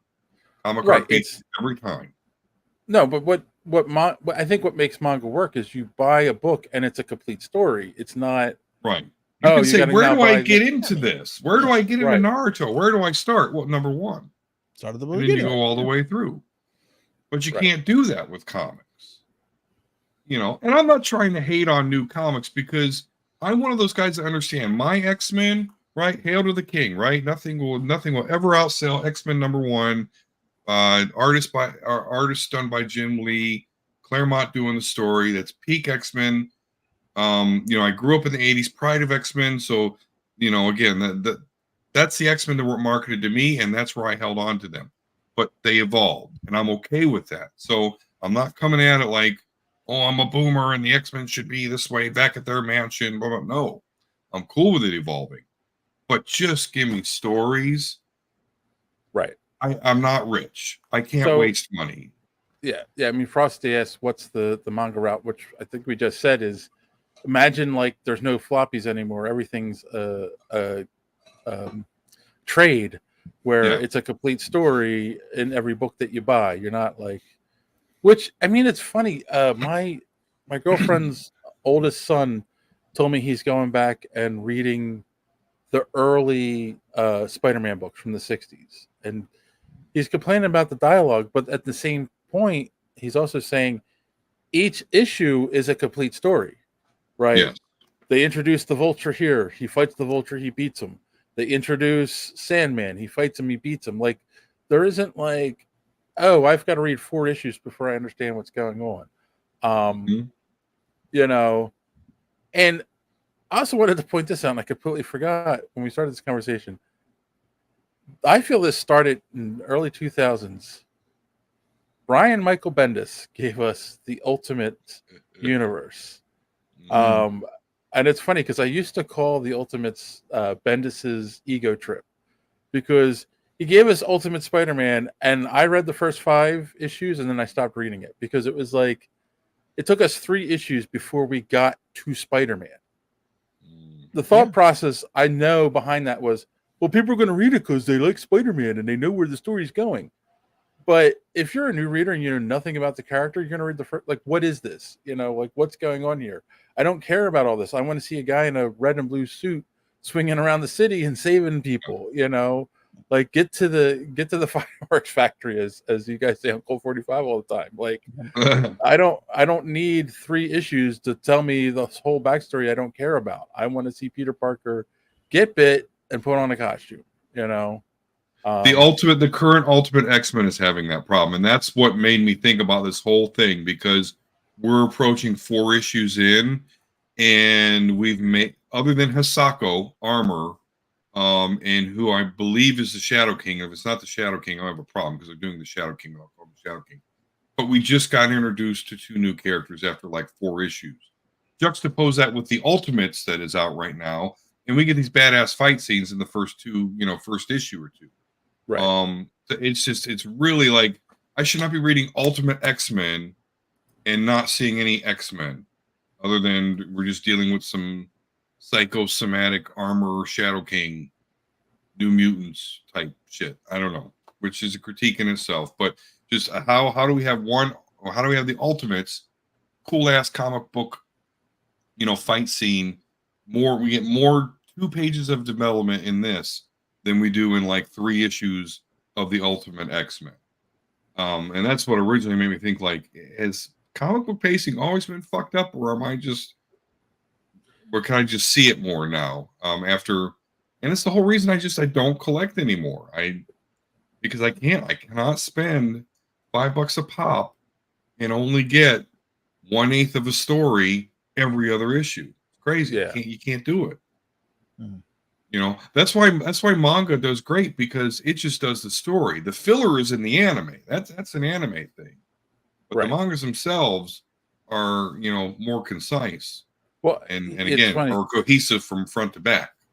Kassan says manga also requires a storyteller with a roadmap to a completed story. It's not a 20 hands in the pot, but one hand dishing out the cookies. Right. Which is, I mean, in a lot of ways, that is the current comic book model, but it's been that way for a while. Because one writer can set up a story and then the next writer doesn't care about it anymore and all that kind of stuff. But like, that's the way it was. Like, Stan Lee was the writer on Spider-Man for years, so he could write a cohesive story but of course back then it was also a story per issue. But I feel much more with manga though. If like the creator, the writer dies, like the series will end. Yeah. Comics, on the other hand, and don't get me wrong, I don't want that. I mean, that's great for continuity's sake, but as far as comics, like, absolutely do it so that we can have different writers. Just make sure they have the roadmap. Just make sure Feige or whoever the fuck says you can't do that. Just strong editing. The publishing side needs a Feige gun that has complete control over the narrative and the published works. They need someone to pace the story and time and introduction new story threads. Yeah, that used to be called the editor-in-chief, Kassan. Like, the editor was the one, the editor-in-chief was the one that was like, all right, like, here's what we want to do. Here's here's the stories. Here's how it's got to go. But like, I feel like if they have writers they trust, they let them do what they want. If they don't, then they do tell them what to do. But like, I feel like they do it on purpose. They're trying to sell more books, and they think, oh well, if you like the story, you'll buy 3 filler issues because you're enjoying it, and you won't care that you just wasted $15 to watch him grow a hair and talk to his girlfriend for 8 pages. You're being very quiet, Randy. Well, I'm just listening more than anything else right now. And it's mostly because, honestly, I don't read a lot of comics anymore. Because, like, you're right, it's expensive. I used to buy trade paperbacks, but now I don't do that either. I just kind of do what I can to read them off my tablet. So I don't collect art. I only read it for the stories and all these. I don't read anything new. I only read like stuff that you guys talk about, like older stuff, Yeah. or like if a new show is No. coming out, I'll go back and read the original stuff that came out before it that inspired it. And I agree because I do have Kindle Unlimited, and I can read a lot of trades and store. Like I'm reading Spider-Man Reign on my iPad because I have the Kindle Unlimited and it's on there and I can download it for free. Like, and then my girlfriend's son has the Marvel Unlimited subscription. Like, yeah, it's too expensive to like run out and buy these books all the time. But then, like, so then the problem is you have to fill the air with something, and I feel like that's where we're at right now. It's like, oh, if everything's a streaming service and it just needs content, then we're gonna get 45 books about how Spider-Man went to the grocery store or whatever. And it's just because you can do that in a manga. You can have a slice of life episode. You could just, well, we're going to the beach one day, or we're gonna have a picnic, and then we're gonna fight the big bad next week. And it's just like stuff like that. And all the complaints I'm hearing about new comics, it's the story doesn't make any sense. It's always inconcise. This doesn't add, like, before we used to do this, now we don't do that anymore. It's never like, woke speech and no, I don't like this girl. It's general complaints about, well, this isn't what I expected from this story or this character, so now I don't like it because it doesn't make any sense anymore. And then that totally fits. You have a reason to have that problem or that critique. It just doesn't make any sense anymore. And like I said, I'm thinking that the battle between consumer and creator is like, well, they told me I had to make another book, so today he's gonna fight Pen Man or whatever, or like Lamp Guy or whatever the fuck I see next. And it's like the consumer has to just like, well, I'm not spending $6 on Lamp Guy. And it's like, no, but next week we're gonna come back and Mr. Sinister's gonna show up. Really? You sure? Yeah, you just gotta get through Lamp Guy and car payment and fucking mortgage guy. You're giving me ideas for our next t-shirt. Lamp Guy. Lamp Man. Just like, I feel for the content creators because it's like so many years have gone by, so many stories have been told. What do you talk about now? What fucking story can you pick? Like what really does Spider-Man have to do now? It's like, well, he could be happy. No one wants that. Fuck that shit. It's like, okay. That is, I mean, it's funny because that is so true as well, right? Once Peter seemed like he was happy, they gave us one more day and reset him back to being a kid living with his aunt. Don't want that shit anymore. Turn it off. It's like, what if Superman was evil? We've done that 1,000 times already. Yeah. It's like, okay, what else are we gonna do? What if Batman had plans to kill everyone? Done that one too. It's like, all right. And I do like the indie books because like they do come up with ideas and stories that like the major competitors can't do or won't do, because it's like, well, what if you used your superpowers for sex? Has anyone ever tried that? It's like, maybe. Don't be a jamook. Yes. T-shirt. Yes, Ron, that is the t-shirt. Hey, Lamp Guy, don't be a jamook. Hey, Lamp Guy, don't be a jamook. We don't like you here. Don't be a jamook. Oh my God. Yeah, man, I just, listen, I'm 44, wife, kids, all that jazz. Not only is the disposable income very limited, but so is time. You're going up to the comic book store, plopping down your money, coming home. You want to be excited about what you read. And it's not exciting to come home and read a filler comic or read a comic and not be able to use what you learned from this comic until 9 other comics later. Then you get, that's now the X-Men Children of the Vault are here. Okay, cool. I know, because I've been paying $5 every 2 weeks like a jamook to this series.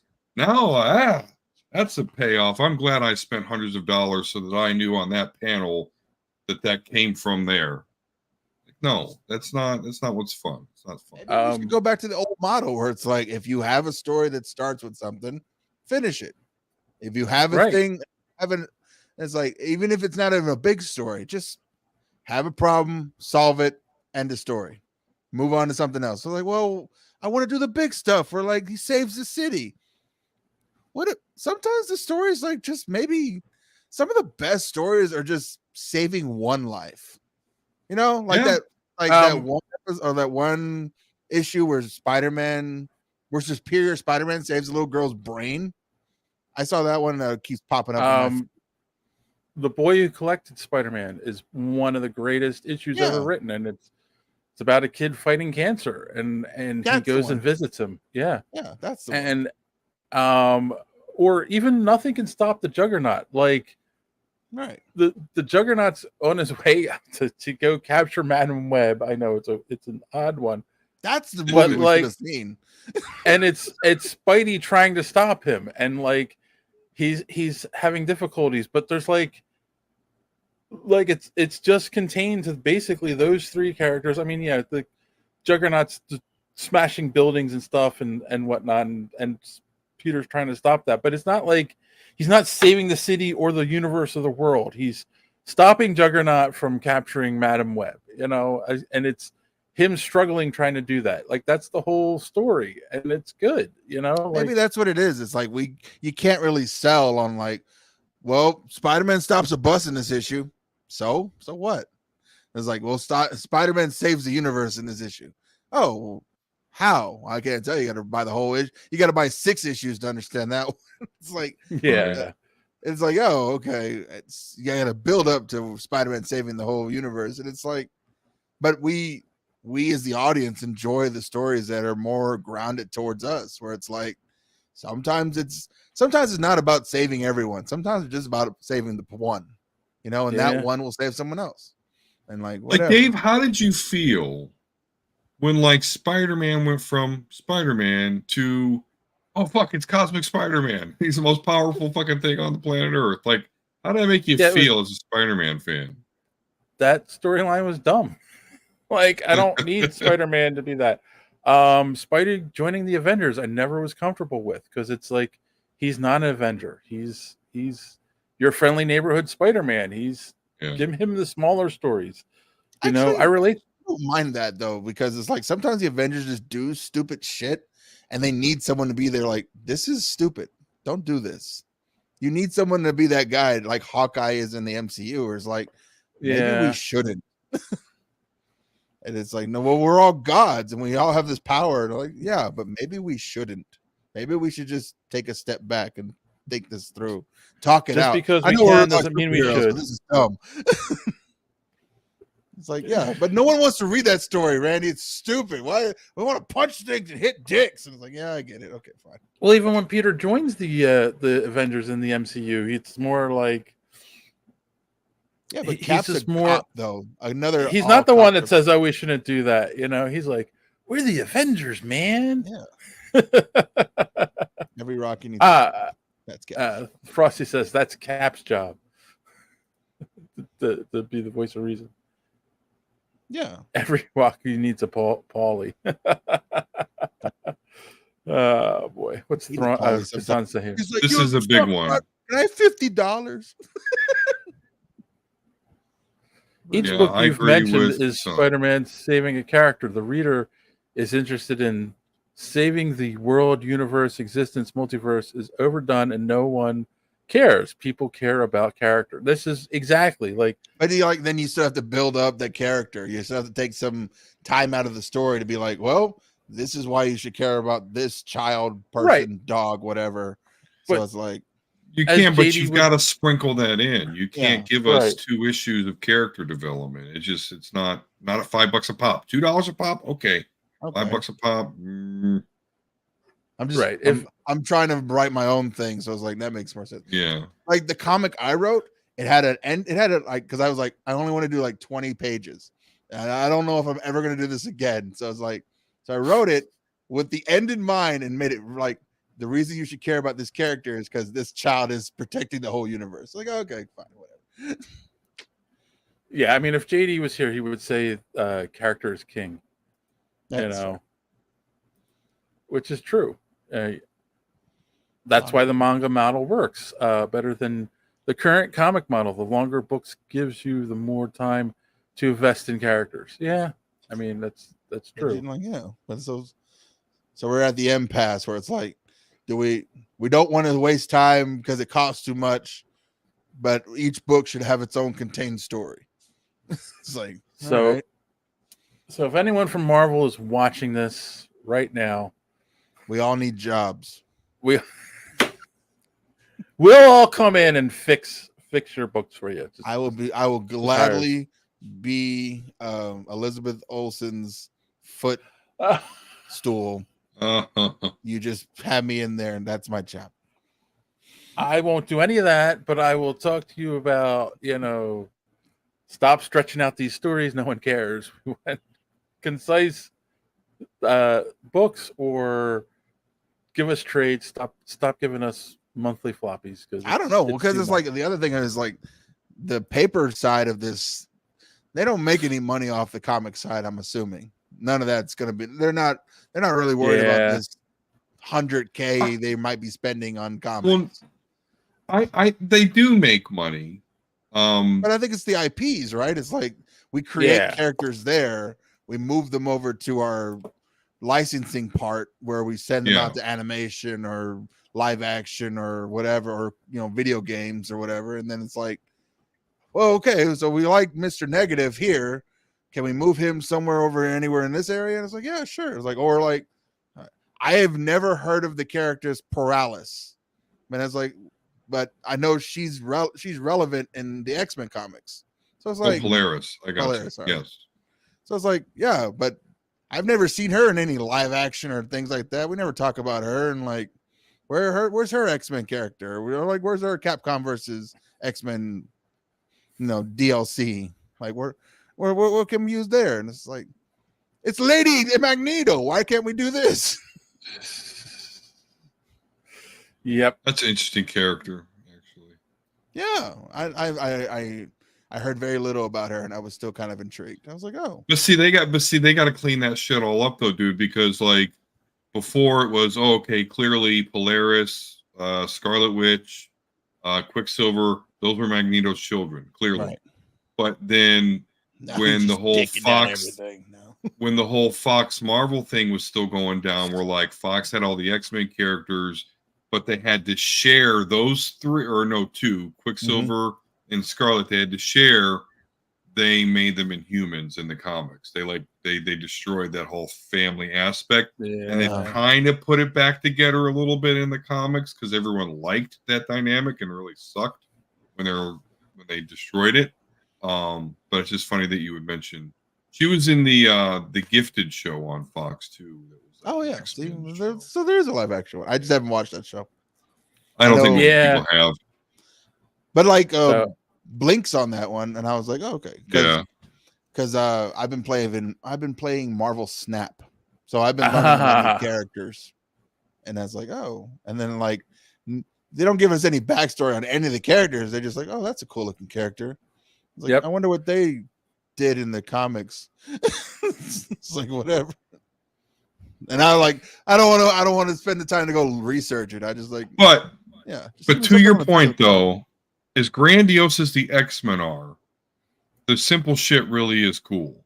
Like them saving one mutant little girl, from a mob of anti-mutant people is way more interesting than when they got to do save the world shit.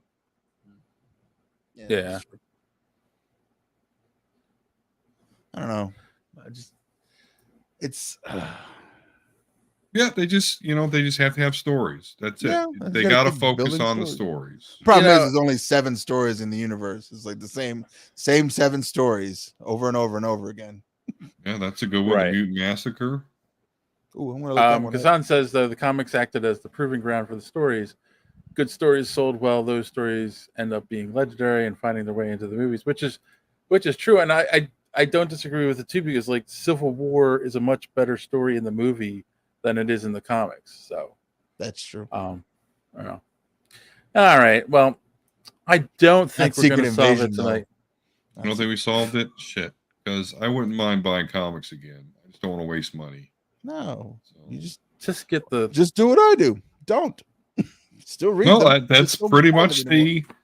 I'm lucky enough to have a next door neighbor that he'll kind of tell me like he still does it. He's still into it. So like that's how I know about the Ultimate X-Men and shit. Like because I mean, I get my comic information from Joy of Soul Wizard. So yeah, and it only takes him like, well, here's another comic, guys, and I'm like, yep, Well, that one sucked. You know what? I'm going to say that too, because little shout out for So Wizard, where he does it on their social media. He does quick 1-minute reviews of recent comics, and he's been hating Spider-Man recently, and it's like, well, that makes me not want to go buy the books. I'm not reading any of those. No. Yeah. I don't So- I don't even like. I know me and Joey have different tastes in women, but for like comics, we're pretty much on the same level. Well, Mia Goth is not attractive. I'm just gonna be honest with you, guy. Yeah, sorry, Joey. She's not. That's why I was like, all Tilda right. Swinton. She's like that. She's an interesting character actor. Right. I mean, she can be a perfectly fine actress. I just didn't find her attractive. All right. Let's let's back put a to pin in it story. before we Yeah. degrade into something that gets us. You know who back else in. is hot? No. All right. Let's go around the room and tell me, gentlemen, did you learn something this week, or do you have a recommendation, or do you have something to plug? And Randy, you can go first. Let's go for a threefer. Oh. I don't know what the Mutant Massacre is, but I'm gonna look that up when I get done here. Figure that out. So I recommend everyone go watch, if you haven't already, go watch The Boys season 4. I like it. It's not as suspenseful as it was in season 3, because we know that Homelander felt death so close, and it's like, oh. But you have to watch Gen V though to understand season 4, which is fine. It's a good show. Oh, okay. And let's see. And follow us on Twitter and Instagram at Cult45 Podcast. Like us on Facebook. Subscribe to our YouTube, Twitch, and TikTok for that video content. We're on all the major podcasting apps like Spotify, Apple Podcasts, Good Pods, Podcast Hub, but not in Texas because it got banned. But Podbean is where they love us. And if you want more of us, you can find us in your ear pussies. Come to patreon.com/Cult45 Podcast and get an extra episode for $1 featuring new releases. Like we did the Fallout series on Amazon. Finally, X-Men 97. We talked about that. I have seen new movies. It's just my partner, he has work. And I have a job where I get to sit for 8 hours now. So I use that time to watch new movies. But that's it. But yeah. Are you guys going to do Axel F? He really, I did my best to try and pump up his enthusiasm in our latest episode, Beverly Hills Cop. But he's really not looking forward to watching Axel. Okay. That's why I asked, because I knew the latest episode was Beverly Hills Cop. So I figured there was a tie-in somewhere. No, we're probably not. I'm going to watch Twisters for sure. Oh my god. Yeah, Twisters. My wife's excited about that. She's like, "Oh my god, oh my god!" I'm like, "Yeah, there's 2 of them now." Yeah. You whole. Who's going to watch Kassan? Who at my job is going to watch this particular podcast on YouTube? Knock on wood. He said right before he was fired. No. All right, Don, how about you? Well, what I had learned, and Kassan kind of stole my thunder there, is I was going to say that apparently I learned that, Randy's boss doesn't listen to the show, or else he wouldn't say things like I spend 8 hours, which I get it. I work from home. My desk for work is right over there, so I get it. You can kind of have something on in the background. So yeah, learn that. Recommendation, I'm actually putting in a chat here. It's just a good kind of YouTube video there that goes through the acolyte and kind of all the different arguments against it and why it's foolish. So check that out. All right. Hey, I'm lucky, Kassan. My boss is he's a results oriented fella. So you know, he doesn't care if I can get it done in 6 hours, then he just cares that it's done and done right. Right. Mm-hmm. I don't care. My boss is the same way. So, all right. I learned that that John likes women more than us, or he would have been here tonight. As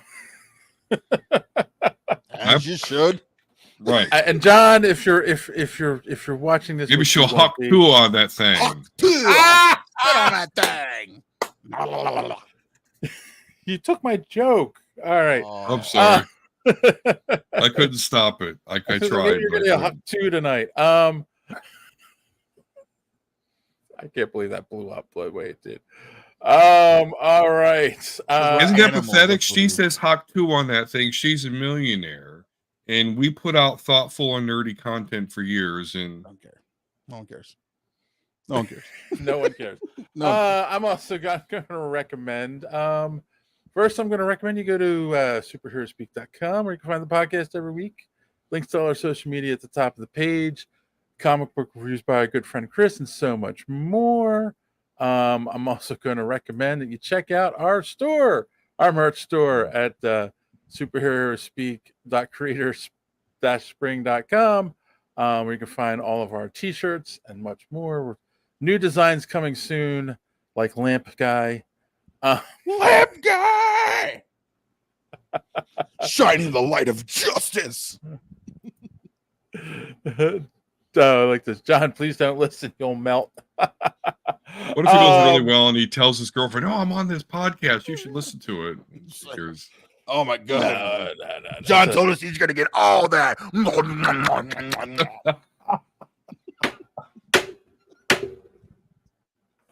It's more like a 20th date thing. I've got a podcast. I actually am going to recommend, ladies, if Spider-Man you're not doing it Reign. in 3, move along. I'm going to recommend Spider-Man Reign if you've never read it before. Again, like I said, I got it on. I have Kindle Unlimited, and I was able to download it for free on my iPad. I'm enjoying it so far. Hopefully, it sticks the landing. It's interesting. I'll leave it at that. I'll let you guys know at the end of the next week if I really liked it or not. and that's it. I have I don't know what we're doing next week. John had a suggestion for a show. Hopefully, he's on here next week. For us to watch on, and if not, we'll probably talk about New Mutants, because that is something that Don is wanting to talk about. You're talking about the movie, right? New Mutants? Or are you talking about the book? Oh, yeah, okay. The last Fox X-Men. Can we do New Mutants without JD on the show? I don't know. You're gonna have to. We're gonna have to. He's not coming back till we do Deadpool. So, wait. Real quick. Kassan says, relationship test. If you can tell your girlfriend that you have a podcast and she sticks, you have a psycho or a winner. I have a psycho. Yeah, I guess that does make sense. They all kind of ran Well, on away. that note, hopefully you're not watching, Karen. On that note, as always, boys and girls, thanks for watching. Don't let your cape be caught in the door. See you next week.